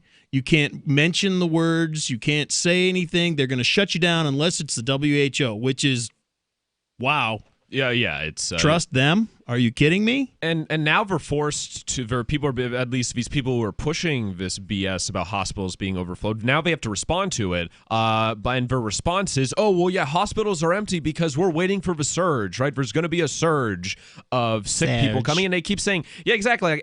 Week after week, it's coming. It's coming." I mean, these people are worse than the Nibiru or QAnon people. For "Oh, it's coming. It's coming. The surge is going to come. There's going to be more sick people than we know what to deal with. There's going to be thousands of deaths." And it's just, it's. And I'm not trying to downplay anyone who's died. Obviously, human death is tragic and such, but this is just so much ado about nothing, and people are just buying onto it because a lie could travel halfway around the world before the truth puts its pants on. So I just want to. There's just a few paragraphs on this because it's mainly speculation, but so. All right, I was going to ask you to. Ian doesn't like the guessing game, so I'll just say. So Representative Justin Amash, he was a former Republican from Michigan. Now, this is from Reason.com. this morning contemplated his three-stage transition from not ruling out a Libertarian Party presidential bid to hinting coquettishly at the necessity of a third approach to national politics to now calling direct attention to his White House deliberations. Quote, in mid-February, Justin Amash paused active campaigning for his congressional seat to carefully consider a presidential run, his office emailed to reporters this morning. He has been discussing the potential campaign with his family, his friends, his team, and his others, and a decision can be expected soon. The Libertarian congressman now has 35 days to decide whether he is ready to navigate the idiosyncrasies of America's bronze medal party and potentially subject himself to half a year's worth of bottomlessly funded abuse from Democrats and Republicans busy whipping themselves up in a hate bath of negative polarization. And then they ask questions. We're not going to get into it. So, I mean, wouldn't that be something, right? After all of this effort from Vermin Supreme, from Adam Kokesh, I don't know about if John McAfee is still running. Like, you know, he is okay. So actual libertarians, principled people, all of that effort would just go out the window if Justin Amash throws his hat in, because for some reason, Libertarian Party, or at least the bigwigs, they have some sort of hard-on for establishment politicians, despite them saying, guess what's the problem of this country? It's these establishment politicians. I still haven't heard how the Libertarian Party is going to actually select their candidate. Oh, that's how right. are they going to have a convention? That's over Zoom. Huh? Over Zoom. With 1,000 people? I don't think you can do that. Oh, well, actually, I'm going to be in a Zoom meeting for a class of dozens of people, near 80 people. So I'll tell you how it is. Final segment of Free Talk Live coming up. And stay tuned for the exciting conclusion. Hi, I'm Dan Pilla. I started fighting the IRS over 40 years ago when they tried to seize my mother's house. I sued the IRS and won. I beat the IRS then, and I've been beating them ever since. I wrote the book on tax debt settlement, and I've helped thousands of people deal with tax problems they thought might never be solved. I can help you too. If you owe taxes you can't pay, don't wait another day. There's no such thing as a hopeless tax case. Call 800-34-NO-TAX or go to my website, danpilla.com. That's danpilla.com, danpilla.com. Now, with orders to stay at home, public health concerns, the reality of illness due to pathogens and viruses, your health is at an all-time high risk. That's why it's critical to take a proactive approach to boost your immune system. You can with new nano-colloidal silver from Americare, our patented process with tiny silver particles, 1/100th the size of a red blood cell, allows for maximum body absorption. Americare's nano-colloidal silver effectively disinfects your body internally, attacking pathogens and viruses while supercharging your immune system. Colloidal silver is antibacterial and antiviral. Simply put, it prohibits bacterial respiration, suffocating viral cells, preventing the virus from replicating. And now, due to public health concern, Americare is authorized to offer our lowest and best price ever, around $1 a day, but supplies are limited. Purchase nano-colloidal silver now at immunesupportnow.com. That's immunesupportnow.com. These statements have not been evaluated by the Food and Drug Administration. This product is not intended to diagnose, treat, cure, or prevent any disease. Supplies are limited. Houseflies defecate every 4 to 5 minutes, spreading diseases and germs. Protect your food and your health with Bug Assault, a miniaturized shotgun, which utilizes ordinary table salt as ammunition. Non-toxic, no batteries required. Only $39.95. Use discount code GCN and get an extra 10% off your purchase at bugassault.com. Fire your fly swatter. Get your Bug Assault today. This is novelist Tom Robbins. When my mother was diagnosed with glaucoma, her conservative Virginia physician told her there was only one treatment that might ease her pain and save her eyesight.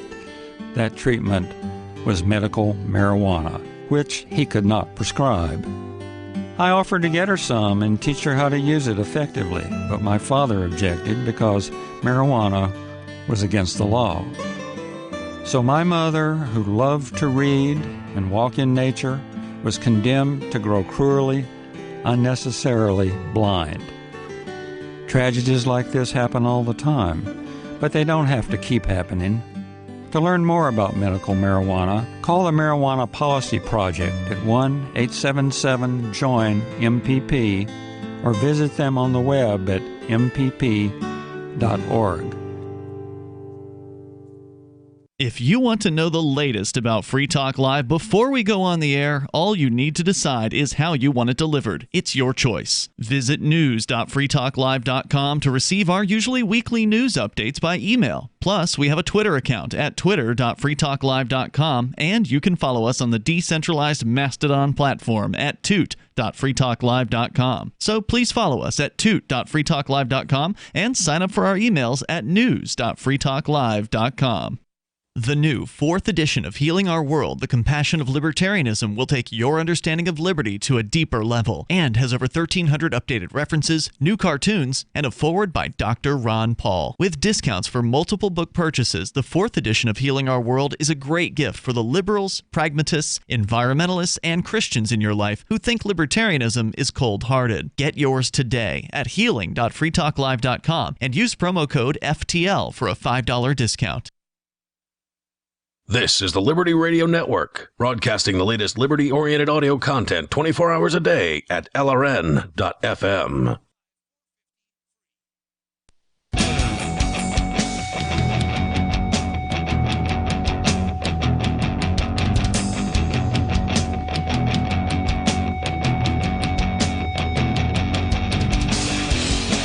Welcome back, everyone, to Free Talk Live, final segment.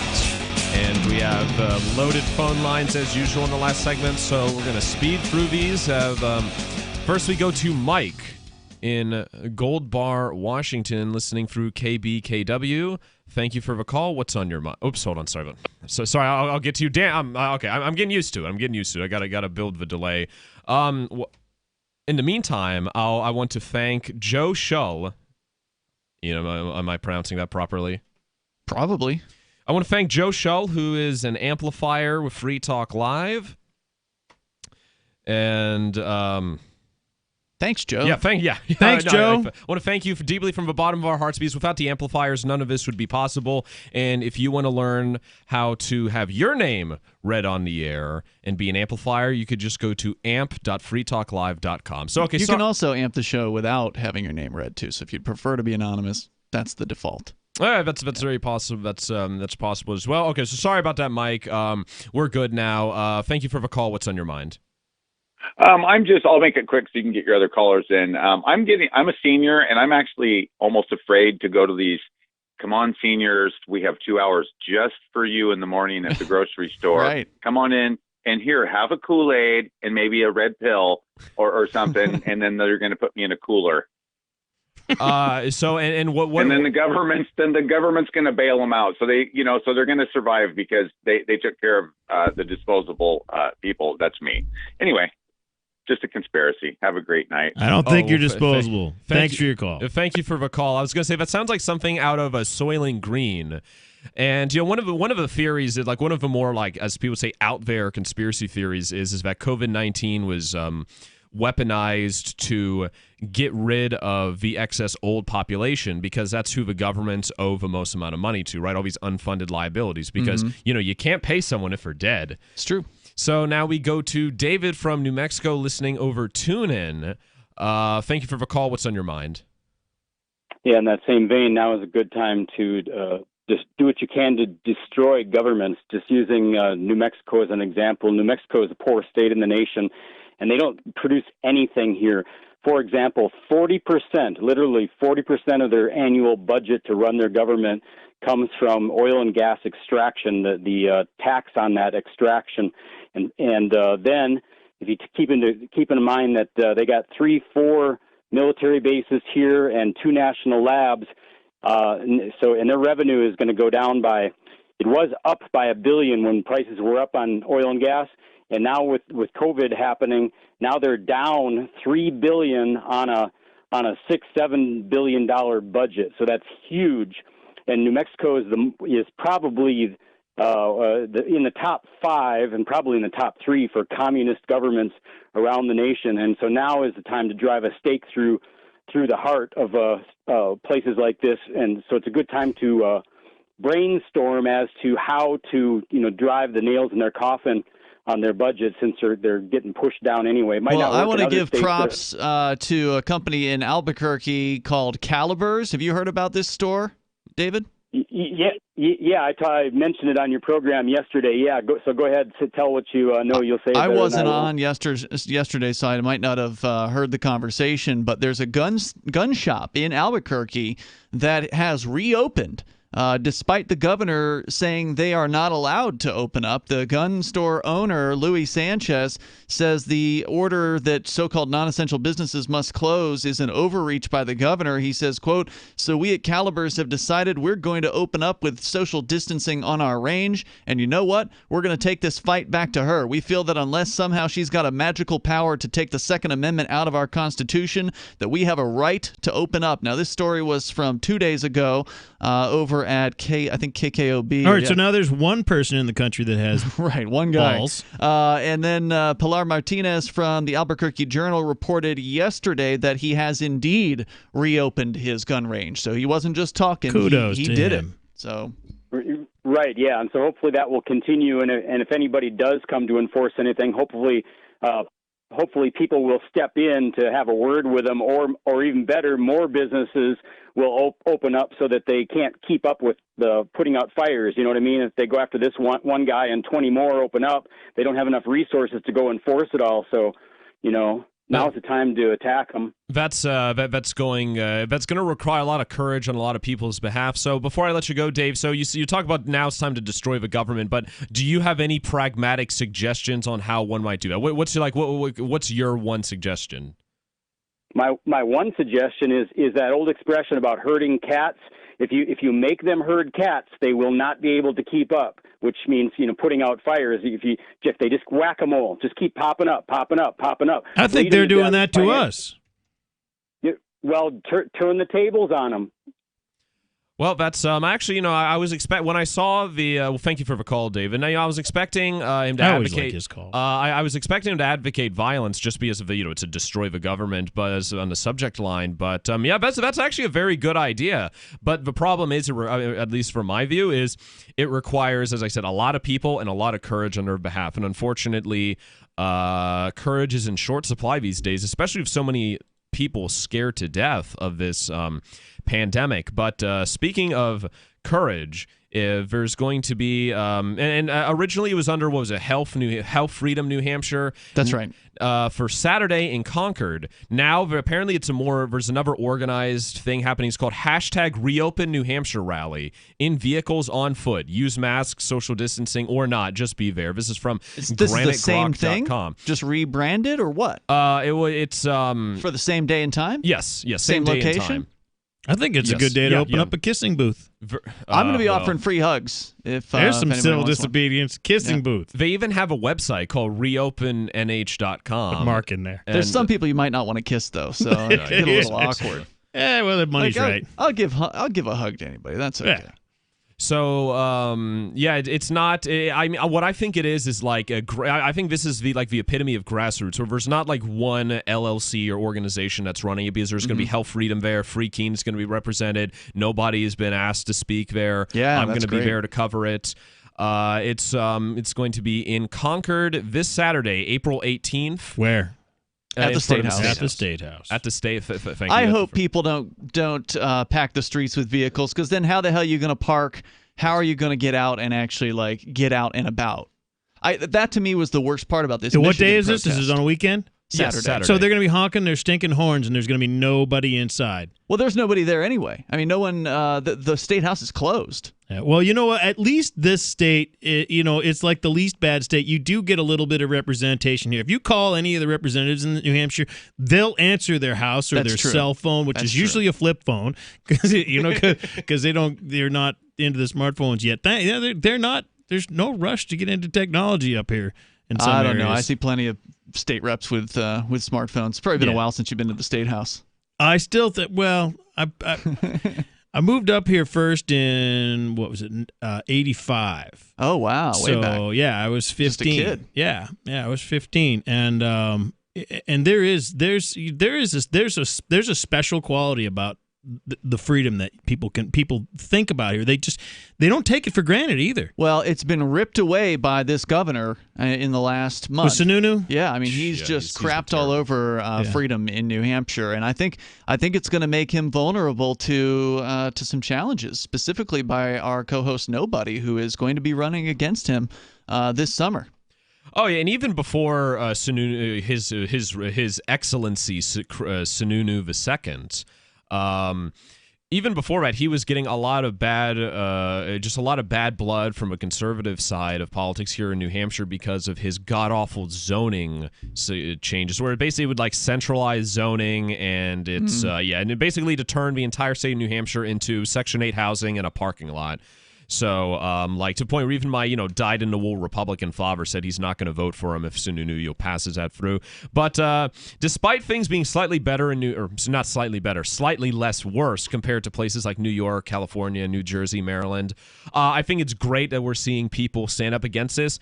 Also Saturday, too, what was it? Alex Jones' sidekick, Owen Schroyer, is hosting a protest in Austin, and you were showing us pictures of Austin just totally shut down by orders of the city, and boarded up windows like there's a storm coming. Oh, absolutely, forced by the city. That's insane. The photo was from like 3 weeks ago. Oh, so it's probably gotten even worse? Maybe. Now. And so I just think it's great that we have all these protests popping up, places, unlikely places, right? Michigan, there's Raleigh, North Carolina, and I'm hoping that this is just the tip of the iceberg. I'm hoping that there's a lot more of it, a lot more. So if you're in the region and want to come out and support freedom, meet some Free Talk Live hosts, myself, Ian's going to be there, Nobody's going to be there. I think maybe Mark might even be there. That would be a shock. That's going to be, so this Saturday, April 18th, Concord at noon in front of the State House. Thank you guys for being here. Thank you ever so much for listening. We'll see you all tomorrow, Free Talk Live, 7 p.m. Eastern. See you then. Remember when you first heard about Bitcoin? How long did it take you to realize